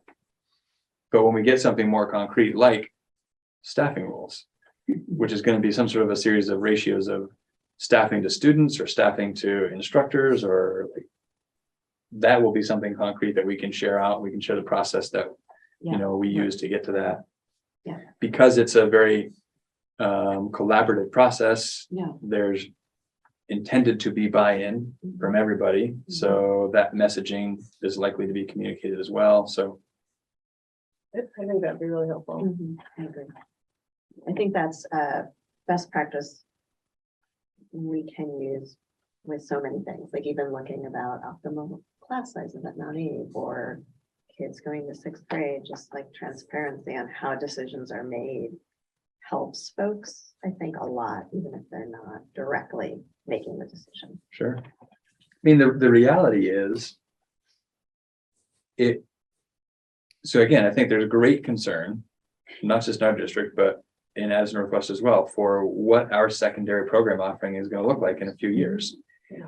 If that all happens and nobody knows about it and they don't understand how we got there, and like the likelihood of getting to a place where we can do something about it in a substantial way is diminished. So bringing people along as best we can and understanding, here are the really hard decisions. Here's why we made them. Here's the process we used in making them. The more we can involve people in that, the better people will understand the realities and be better prepared for maybe another go at a big decision in the future. Yeah, I was just gonna ask if, not that y'all have the time, but just keeping the lines of communication open with Addison Northwest over what ideas they're kind of attempting, and I think if we were kind of congruous in how we went about that, it could be advantageous in the future. Even looking at things like, here's another sport that's going to go away. Do we actually just start going all in with extracurriculars and attempts and stuff like that? Like, are we looking for ways to not lose opportunity, but also to and to gain a base and I don't know, gain more We've already had a understanding? conversation. Okay. High level, mostly fraught with roadblocks, I'm sure. but the conversation, like that's going to be an active conversation for the foreseeable future. Where it'll go, hard to know, but I think certainly, at least, Sheila and I and our relationship, and I think even bigger than that, from an organizational perspective, the relationship the organizations have established positions us as well as we can be to take advantage of some things. And it's going to be limited. Who's bouncing right out. We're all in this together. For Yes. Anywhere on the budget stuff? Let me share. So I'm gonna not perseverate on this because it's scary and it's not real right now. But again, this without using any money to offset it. If there were a threshold and if our projected spending threshold is accurate,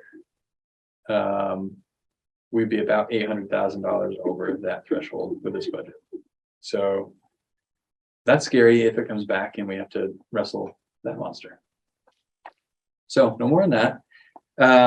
What I'm sure you're wondering, I gave you sort of like 7% and 5% are sort of your bookends right now. Those are your guardrails to work with. I think it's probably prudent to understand what's the tax impact from those two bookends. And if I come here, so this is, if you do not, this is the 7%, right? This is not using any of the ed reserve to offset this.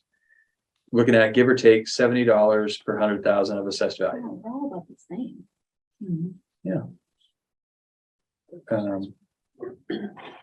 And Starksboro's up because their CLA took a bigger hit last year than anybody else's. That's sort of what set them apart. So give or take $70 if you don't use any, and we run it at the 7% increase per equalized pupil. And it's about half that at 5%, give or take $35 per 100,000. Which again, the disclaimer, about 1/3 of our community members pay their property taxes based on the value of their property, about 2/3 pay based on income. We don't have the differential on the income base, but this is using $0. And you can see it's relatively flat in terms of impact. So if you did apply some and brought it down closer to the 5%, this would improve from what I would suggest is already a pretty reasonable place at essentially a flat impact to the other 2/3. So this is the biggest impact of the two bookends. $35 per 100 or $70 per 100. And what do you need from us tonight? Just further guidance, or do you want to wait? Are you waiting until? I mean, I guess if knowing those are kind of the two bookends now, if those seem like acceptable bookends, exactly where we land within those two bookends, we don't need to know tonight. How much of the ed reserve you want to apply, et cetera, I think we can wait.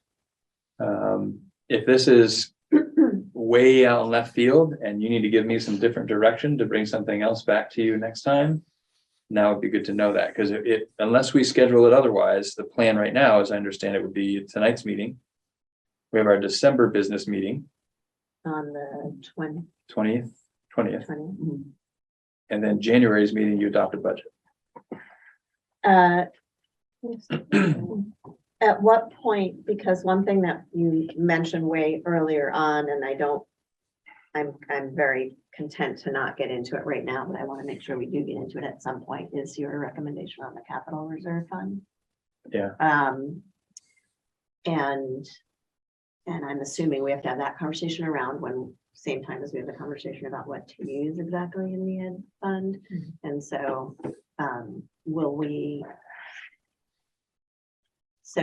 are you okay to move forward with these bookends, without that part of the conversation as well? Yes, and so the plan is, I guess I would add more to that, because it's all interconnected. So you mentioned the capital reserve, and so we're talking about the fund balance and my recommendation going into the capital reserve. That's part of a bigger capital reserve story that we need to tell. And we need to talk more about some action that we're going to need regarding the capital reserve fund to take care of some of the financial pieces of some of the projects that are underway and in the future. That too is part of a larger conversation that we need to have about facilities upgrades. We've talked about an electrical main upgrade here of $1 to $2 million. We have been told by the fire safety division that no other significant projects are going to get approved here until we put a sprinkler system in. That's $1 to $1.5 million probably. Come through the floor. We have an excellent sprinkler system when it rains. We have some pretty significant accessibility upgrades that are needed that are going to come at a significant price tag, probably Here, $500,000 to $1 million here, maybe other. I think this building is probably in the greatest need of all of these things, and I don't want to ignore the other buildings that may benefit from some of this. So safety, accessibility, green energy. We have millions of dollars of work that fit into that category. Which means other work like science classroom upgrades, library media center upgrades, other classroom upgrades are a decade away Whoa. if we continue on the path that we are now and tackle these other problems that have to come first before we get to any more of that. Or we can entertain the idea of a bond that packages safety, accessibility, energy, green energy, and tackle a lot of those things that are sort of behind the scenes, and allow us to keep kind of moving forward with some of the other upgrades. So all of those conversations are kind of nested. And is that, or were you envisioning we would talk about that in just? I'm hoping December. We're trying to get some numbers for some of these things to kind of have to help aid in the conversation and set some context. So that is a conversation that I'm hoping we can have in December. And Steve, you had your hand up online too. Yeah. Sorry, can I just So, say one more thing, Steve? Yeah, go ahead. I was just thinking that I want to be able to hear that to help me understand the fund balance or putting the fund balance there. So hopefully we can make that timing work. Right. Sorry, go ahead, Steve. So 2 points. One, before we sort of had to deal with so many unknowns that you had to put 4 or 5 budgets together. Last year, you had put a budget together where you were able to throw a couple extra years on the end of the projection, just so that we could sort of see if we stay on this course, kind of what does it look like without any change a couple of years down the road. And I don't know if that's, I realize you guys have been scrambling here because of the situation. I don't know if it's possible to throw an extrapolation of a year or two at the end of this, just to. Yes, we can do that now. With one budget to extrapolate out, we can definitely do that. And we can follow the same format we used last year. Okay, that'd be helpful. And then just for clarity, which of these, in your recommendation to not use any ed reserve to bring the taxes down, is that in the end going to retain the larger number of SEL folks? That will retain the current number of SEL folks, which is larger than what prior year budgets had been. That wouldn't alone retain the added SEL folks that are ESSER. We might retain many or most or all of those added SEL folks with ESSER next year. Again, we have a lot of decisions to make on how we spend next year's ESSER dollars. And in the event that there are some of those positions that we can't support with ESSER dollars next year, that's what I might come to the board asking for use of the ed reserve funds to carry forward one more year. ESSER or ed reserve, it's still, unless we put it in the general fund, it's temporary. It's buying some time. Right, but the ed reserve that you're basically trying to reserve, you're trying to reserve the ed reserve, not necessarily spend it this year. You want to spend it maybe a year or two down the road once ESSER dries up. And frankly, there's sort of two things. I think because if our primary responsibility or goal was to preserve the ed reserve, I would have recommended putting all of the fund balance into the ed reserve. No, I understand that. Yeah, I it's think really we just. have, I'm just trying to decide. It seemed as though the decision was: do we spend ed reserve to knock down the taxes, or do we reserve the ed reserve that we have without making it any larger? For and future really, years? part of the balance I'm trying to strike, and the way I'm recommending this to the board is sustaining the supports we need to meet current student need, recognizing there are a whole host of financial pressures that make that difficult. Without digging ourselves a bigger hole than we're already anticipating in the future by artificially infusing one-time revenues, while also recognizing that without question, by far, the best use of one-time dollars is on capital projects, because you get that return every single year. You don't get that return year over year on any other use of one-time funds. When you spend one-time funds on a person, you get great return in that 1 year, and then you get no return every year that you don't have them there. When we spend $1 million on a facilities project, you're saving annually, because if you didn't do that project, the cost to do that project goes up 7 to 10% every year. So I'm trying to sort of, even with the hardships we find, it's short-term win, long-term loss by pumping a lot of one-time funds into people. The more we can pump one-time funds into our facilities challenges, the more return we're going to get on that dollar. And I'm trying to adhere to that strategy, which is sound strategy, even though the demand is really coming for more people and more use of one-time funds in that way.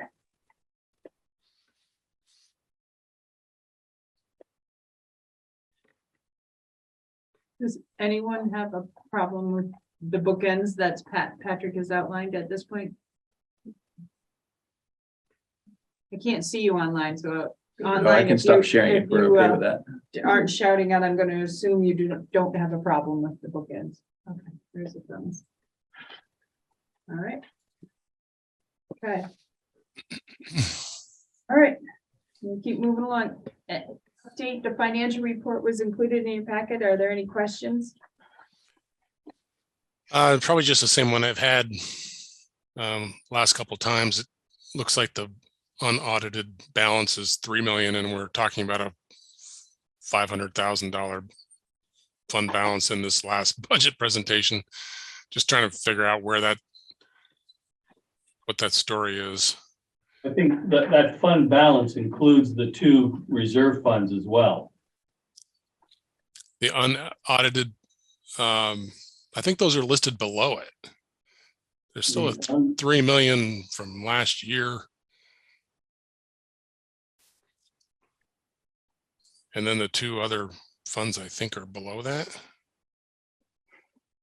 Or am I reading that wrong? No, I think you're looking at the current month in this current year, not last year's. No, you're not. That beginning fund balance, 7-1 unaudited, includes the two fund balances, ed and capital. Which is why it shows a negative coming out on your income statement. And then the add is to what we have in fund balance currently, that 2.8 million at the above the 3.3. Yeah, no, I understand having a fund balance in the current budget. It's just the first line below that says beginning fund balance at 7-1 unaudited. Right. And the beginning I was assuming that those 2 reserve funds below that were outside of that 3.38. That's what, then my apologies for not understanding your question earlier in the fall. Yeah. What we've structured this to show is this is what our total fund balance is. And these 2 line items are part of that total fund balance. Okay, all right. That had me scratching my head. I thought this was an additive, an additive tally here, and really that's just noting what's included in that beginning fund balance. And understanding that, now your comment regarding the Lincoln School District looking at our fund balance and missing that in their conversations makes way more sense. That's a large pot of money. It's a huge pot of money. That didn't necessarily jive with what we've been showing in the budget figure. So I thought there was definitely something wacky going on here. I don't know if there's a way, Floyd, to make that a little clearer at the bottom of this sheet. I don't know if you, by maybe, I think we can add a line that clarifies that pretty easily. yeah, I think on that, the beginning fund balance might be just what was left over, not the total, with these 2 reserve funds included, and then a total of the fund balance. Rather than taking them out, let's add them in. To Yeah, give you, okay, so here's our unaudited fund balance from fiscal year 22. Here are fund balances that are allocated in these 2 reserve accounts, and then what's our total at the bottom? Sure. Yep. That's an easy fix. Okay. Easy. And then the last question, I got to remember what it was.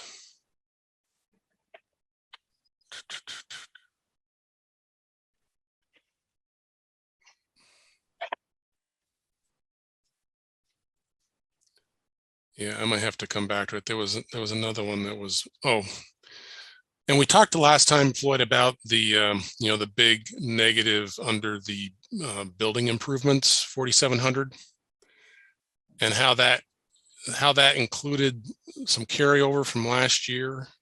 Right. It's coming out of it's including the lobby project as well from last year. Right. Is there a big change order in that lobby project that's buried in this? That I didn't hear that. Was it a yes or a no? That was a no. No. Okay. So this is budget. This is previously budgeted and contracted amounts, and there's just an accrual process here that's carrying it over into this budget balance. I think that's a yes to the way you described it. We might. It's just that the next line sort of confuses me, where it says capital carryover. I kind of thought that was the line we were going to use for capital carryover. And that's just zeroed out. That would be funds from the previous year that we carried the funds forward, not the expense forward. Okay. All right.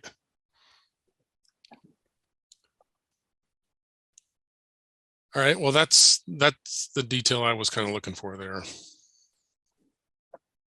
Okay, anyone else? All right. Keep moving along. Under board management and governance, we have to approve the monitoring report for 4.4 school board chair sorry. I'm happy to make a motion to All right, approve that Sarah, monitoring report. is there a I'll second. second? Krista? All right. Any discussion?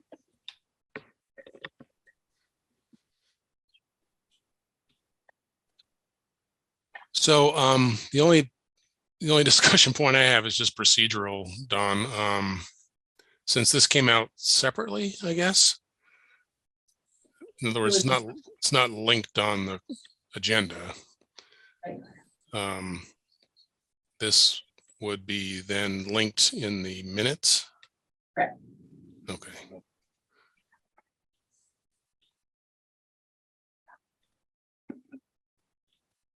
Any other questions, comments? Hearing none. I'll take your thumbs again. Based on the information provided, does the board find that the board's interpretation is reasonable? Yes? All right. Any no's? All right. Does the data demonstrate the accomplishment of this interpretation? Yes? All right. All those in favor of approving the monitoring report for 4.4 school board chairs role, please say aye. Aye. Aye. Any opposed? Any abstentions? All right, it passes. All right. Next is the action from an action item regarding the community engagement committee. I'm gonna let Krista fill you in on this one.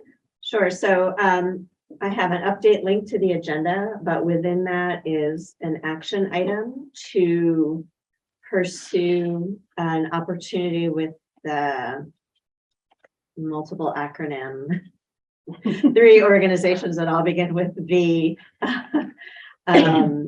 with the Equity Consultant Group, Insight Education Group. And so the Community Engagement Committee met. We are recommending that our community engagement focus be around equity as it relates to our ends policy. Our ends policy has lots of components to it, but a through line that's introduced in the second paragraph of the preamble speaks to equity. And so we wanted to start there. And especially since there are multiple opportunities through the VSBA, but this one expires at the end of December. We wanted to ask the board to see what assistance we might get from this group. I did speak with the woman who is sort of the point of contact with the IEG, and it seems like a pretty low-hanging fruit way to start our conversation about what that would look like for us to focus on equity with our community. So their contract ends at the end of December, which is why it's on this agenda, because we would need to go back to them and set up a time for a preliminary conversation with Patrick and Don and myself, and then see if it is a good fit. I imagined we would maybe invite them to our next non-board board meeting to talk with us and just learn a little bit more about what they do and what we might want to do. Sarah has a question. Yeah. Have you talked to other school districts who have just worked with them? No. Okay, Do you have any feedback? I would talk with other school districts who have just worked with them. They're from outside, they're from Massachusetts. Yep. They're from pretty urban, Mhm. and I think that there were, I would be speaking from my own opinion right now, so I'm gonna keep my mouth shut, but I'm not sure how I feel about it. Okay. Just say that.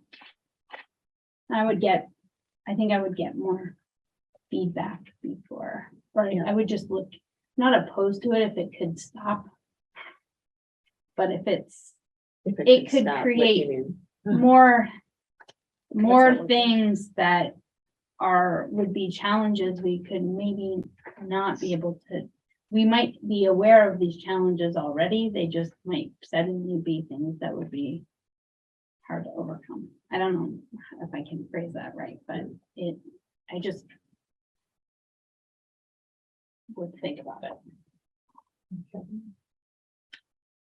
it. So I'm just regurgitating here. So they turn into a pumpkin at the end of December, or we have to commit by the end of December? Yeah, I was wondering. Well, so their contract with the VSBA and all those other groups is through the end of December, but they're really not designed to be a long-term relationship kind of thing. It's more just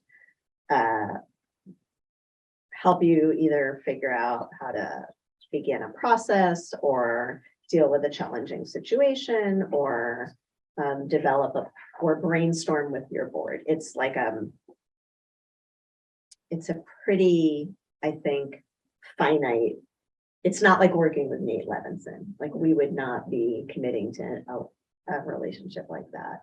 And I think they've kind of go in, offer some suggestions or help, and then leave. And then, based on whatever we would decide to do, we might decide to continue to work on our own or with other consultants in Vermont.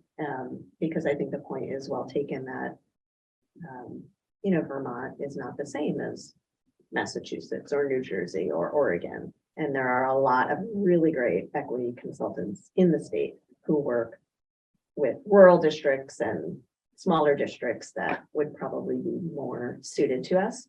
But this is like a way to maybe, and we don't need to pursue this, but it's a way to help us maybe even think about what it is we might want to do. But we would, first, the three of us would meet with them. And so that's good feedback in that, I think if it didn't seem like a good fit, then we wouldn't. What I imagined is if we're like, have a conversation with them and it seems like, oh, maybe it would be good to just have them, you know, talk to us for half an hour or so, or brainstorm with us for an hour. That's about the extent of it. They're done in December. We're really just beginning to even contemplate what this would be. So it would be a pretty low stakes experience. That said, if that low stake is going to add additional concerns, that would not be good. Chris, is there a fee for this, or is it No, included? It's all because paid we're for part of through the- the VSBA. So it's. Yeah. It's a. And I did ask the woman at the VSA, and she said they've worked with or have or are working with 15 different school boards and several other superintendents. I didn't hear any negative feedback, but I didn't specifically ask for feedback. You know, anytime you work with consultants, especially ones that aren't from here, who have a different framework, you know, it can be hard to translate exactly. I can't see where it would hurt. So, I mean, her words to me, like I wrote there, it's pretty low risk, low commitment. So I guess we would be asking the board for permission to make that call, the three of us, if it seemed like it was truly low risk, low commitment. I guess to me, it seemed like a way to help us even think about what this could mean to have this. So you might have seen in the Addison Independent that Addison Northwest has a whole equity plan they're putting into place. You know, throughout the state, lots of folks have been looking at this and talking about this, and I feel like we are. It's time for us to do that, but I'm not sure where to begin. And I'd love to have some other voices help us with that. I have also reached out to the Virgin School Board, the Addison Northwest School Board, to see if we could talk to them about what they're doing. But this particular opportunity does go away. And my concern is that we will spin our wheels for a while on what to do and won't do anything. Steve?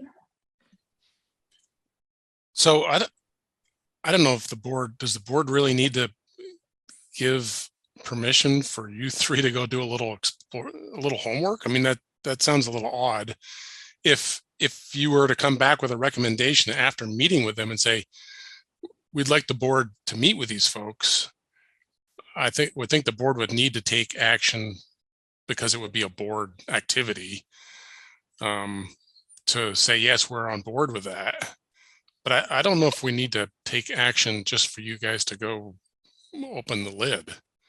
The problem is the timing is you can't go through all that process Right. before the end of December. So you want, if you went and had this brief meeting with these folks and it sounded like a good idea, are you asking the board for permission to then start the process based on that exploration on your own? Correct. I could see that being, okay, that makes it clear for me. And to be clear, the process would probably be like at this stage, it would probably be them coming and having a conversation with us about what we hope to do and maybe offering some suggestions or feedback, because we're talking about a pretty short time frame. But we're basically saying, if you three think it's a good idea, then the board will do it. That's the action item. Okay. I think if it's that low hanging of a fruit and this is the conversation we want to have, then I didn't want to put in words that I was hoping to stop that. That is not, I'm cool with it. And I also think that like the district I work in, it's being used in a way to help create a strategic plan, whereas we have a strategic plan. And so I think our perspective with it would be, coming like a very different lens than. I'll make the motion, so let you do whatever you need to do. I'll To, second. Meet and investigate the opportunity. And schedule them to meet with the board. Does that cover what you need? I think so. Okay. I'll second that. Any further discussion?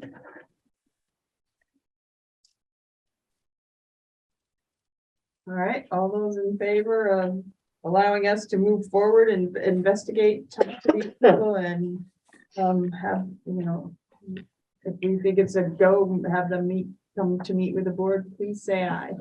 Hi. Aye. Opposed? Any abstentions? All right, Thank you. all right. Okay.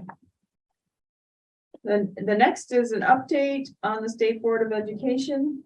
Sure you all received the email, state, you know, letting you all know about the action the state board took to make Lincoln their own school district and not deconstruct us or place them in with the other SUs.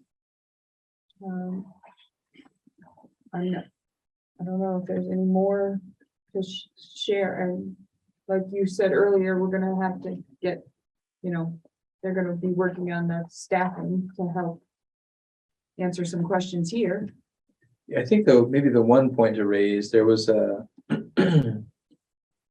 language in the decision around contracting for services, like that they have the option to contract for services. And essentially what that means is they are their own supervisory district and they have the responsibility for all the central office services from finance to leadership, et cetera. Special education, transportation, food service, et cetera, et cetera, et cetera. Any one of those or a combination of those, they have the option to essentially subcontract out to someone else, could be another school district or some other agency, to secure those services. It's possible they will be interested in reaching out to MAUSD to contract for some of those services. We'll need to talk about sort of on a case-by-case basis, whether that's advantageous or disadvantageous to MAUSD. From my perspective, as I imagine things playing out, the vast majority of circumstances are disadvantageous to MAUSD. For example, if, let's say we contract for financial services. In order to do that, we would need to hire at least another accountant. And we would be able to bill that cost to Lincoln School District. That becomes sort of part of the contract for the services. When we can't fill the position or that person's sick or they're out on some sort of other leave, we're not absolved of our responsibilities to fulfill that contract that we have with Lincoln School District. Only now the staffing that we added to do that work isn't available. And so it's going to be piled on to the current employees of MAUSD whose workload hasn't lightened because Lincoln's not there, right? Like Floyd's work, our accountants' work, payroll, like no one in our finance team is going to have any lesser of a load on them without Lincoln. And they will have absolutely more of a load on them if they're contracting services to Lincoln. And so either those people are putting in more time and increasing the burnout rate that is already scary, or we're not providing those services. So I think that's an example of, I think, multiple scenarios that could play out that way that create a risk for MAUSD. Because we will be obligated to uphold that contract one way or another. You could play that up. So busing, transportation, for example, like I don't think we want it to be MAUSD leadership's responsibility when Betcha says we don't have enough bus drivers for all your routes. So we're gonna have to consolidate in Lincoln. Like, I don't want to solve that problem. And I don't think you want me spending lots of time addressing that. So I think there may be some circumstances. Food service is the one that, as Floyd and I talked through the options, that maybe make some sense. The infrastructure is there, like it's a little cleaner, and not without some risk. So I think that's just important for the board to be kind of mulling over, in the event that we are asked to provide some of those contracted services. Our job will be to ensure that MAUSD is protected in doing any of that if we go down that road. You allowed to say no? Yes. So the French's epistle specifically referred to not even being able to provide services. It wasn't this like, which is kind of unsettling. I guess the only concern I have is if there is something that we do for Lincoln that we really understand what our labor cost plus burden is. Because the burden could be double through 2.5, 3 times what the bare cost is, and sometimes I'm not sure that gets in other municipal type functions. I don't think, not sure that really gets captured properly. Right. I think that's similar to the concern of becoming an SU, right? Like the relative cost, right? Yes, there's a financial cost sharing that happens in an SU with the 2 districts, and one could argue there's a financial benefit to MAUSD in doing so, but what you give up to get that dollar value far exceeds what the dollar value is, and I think that's the point you're making. And that would be true in a contracted service scenario as well. I would say that it really comes down to direct costs are pretty easy. It's the indirect, and that's where the devil is. You know, if everything that our partner would want printed would be in color, well, that would drive our printing costs. Wouldn't be real apparent, but it's a really simplistic view of what could be an indirect cost that is tough to quantify. By what point will we know what sorts of contracted services the Lincoln School District might be looking for? I would say probably by the spring, because I guess I'm not sure what their approach is. If they can secure all of the staffing that they right now are projecting to secure, maybe they don't need any, and they're going to have enough staffing to do everything they need to do. But I don't think they'll know until they know what they can secure for staffing. You mean in terms of administrative and including all those things? Specifically central office Mhm. services, yes. Right. So like if their perspective on contracting for financial services will depend in large part on their ability to hire a business manager and accountant. Mhm. If they can do that, they'll feel probably pretty good about things. If they can't get either one of those positions, they may want to subcontract. So it's probably going to be a situation that plays out as they work to secure those services, either directly through their employees or reaching out. And maybe they won't want to reach out to MAUSD. Maybe they're going to want to partner with somebody else. But I suspect the same concerns will exist with certainly any other school entity. There are some private firms, I'm sure, that they could contract with for financials, for example. Right. All right. Okay, so we'll keep moving on. Our next item is an executive session. We need it for our 2 topics. But I'll take the public comment period first, because when we come out of the executive session, then there is a section of, but it's meeting preparation, which is the first December meeting is pretty much filling up, and there's not a lot of room for adding things there. And the second one is our work meeting, where we'll be considering the budget. So again, we can hear things, and the parking lot items were included so that everybody is aware of the parking lot items, some of which may be in one of the December meetings. So after that, we'll adjourn. So there won't be any action after the executive session at this point in the night. So I will take public comment if there's anyone online who wishes to make a public comment. We don't have any public here sitting with us.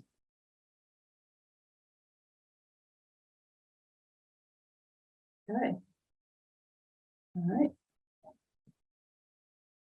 Okay, so we'll need an executive session under Title One VSA 5313A3, the evaluation of our employees, specifically our superintendent evaluation, and then our next, the other item we need to discuss is under Title One VSA 5313A1A contracts, specifically the Lincoln exit agreement. You need a I need a disadvantage. I don't think I need disadvantage because of the evaluation piece. Right. Right, so we just need But a, probably the contract piece. but if, Is that, yeah, well, you're gonna separate them out? no, Two I was motions, gonna okay. I was just gonna go for both of them into one, and knowing that the one is gonna. One Yeah. question I have is, if we've already made that determination in previous meetings, do we need to keep making that determination? Yes. Yep. At every meeting. So if we go in under the superintendent evaluation as the majority of our time, that, I feel comfortable that Dina would say we're fine. And it only takes a minute to agree again. Right, that right. I mean, Talking you about a can do it contract if you in want to public be session covered. puts you at but- a disadvantage. Yeah, what she said. So if you want to Can we say. roll it just into our, or we have to It find has that to be first? two motions. You Okay. first have to find that there's a disadvantage. We used to roll them together until Dina came to one of our meetings and said, you can't do that. So just because, Okay, I'll make the motion that discussing contract negotiations would put us at a, in public would put us at a disadvantage. okay, Second, That- all right, beaches. all right. All those in favor of finding that speaking about this in public session would put us at a disadvantage, please say aye. Aye. Any opposed? Any abstentions? All right, so that passed.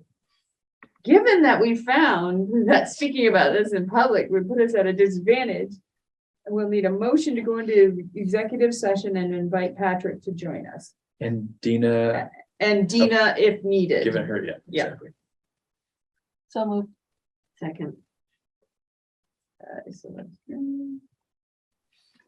Are we going into, Yes, I'm gonna send you one. okay, all right, thank you. Right, so all those in favor going into executive session at 8:20 and check your email, you'll get a thing. Please say aye. Aye. Any opposed? We have to do a second one now. Any abstention? I'm gonna send the meeting, so if you guys here in the room need a quick break, take it while I. And send- we can let Floyd back up while we take a Floyd, quick break, and there's nobody else here, we can close that door and stay right Yeah. here, and I can pull the link up, Kristen, Steve. I can put the link up on this camera then, Donald. So Oh, so I should send it to you? I'll go ahead and leave this meeting, and then. You're gonna have to come back to this meeting though, right? Well, no, we don't have to, because we can just note it in the minutes, so we won't have to come back to Because this. the only action is gonna be to adjourn. Right, the only action is adjourning at this point. Well, when talking about the agenda for next week, next meeting. That's meeting planning, and under meeting planning, we have the ability to, we could have that discussion They can in have an it email. electronically, yeah. Okay, all right, Not a problem. okay. All right, so I'll end this and we'll pull the one up on the other. Okay. Pull the other link up There it on the went. screen.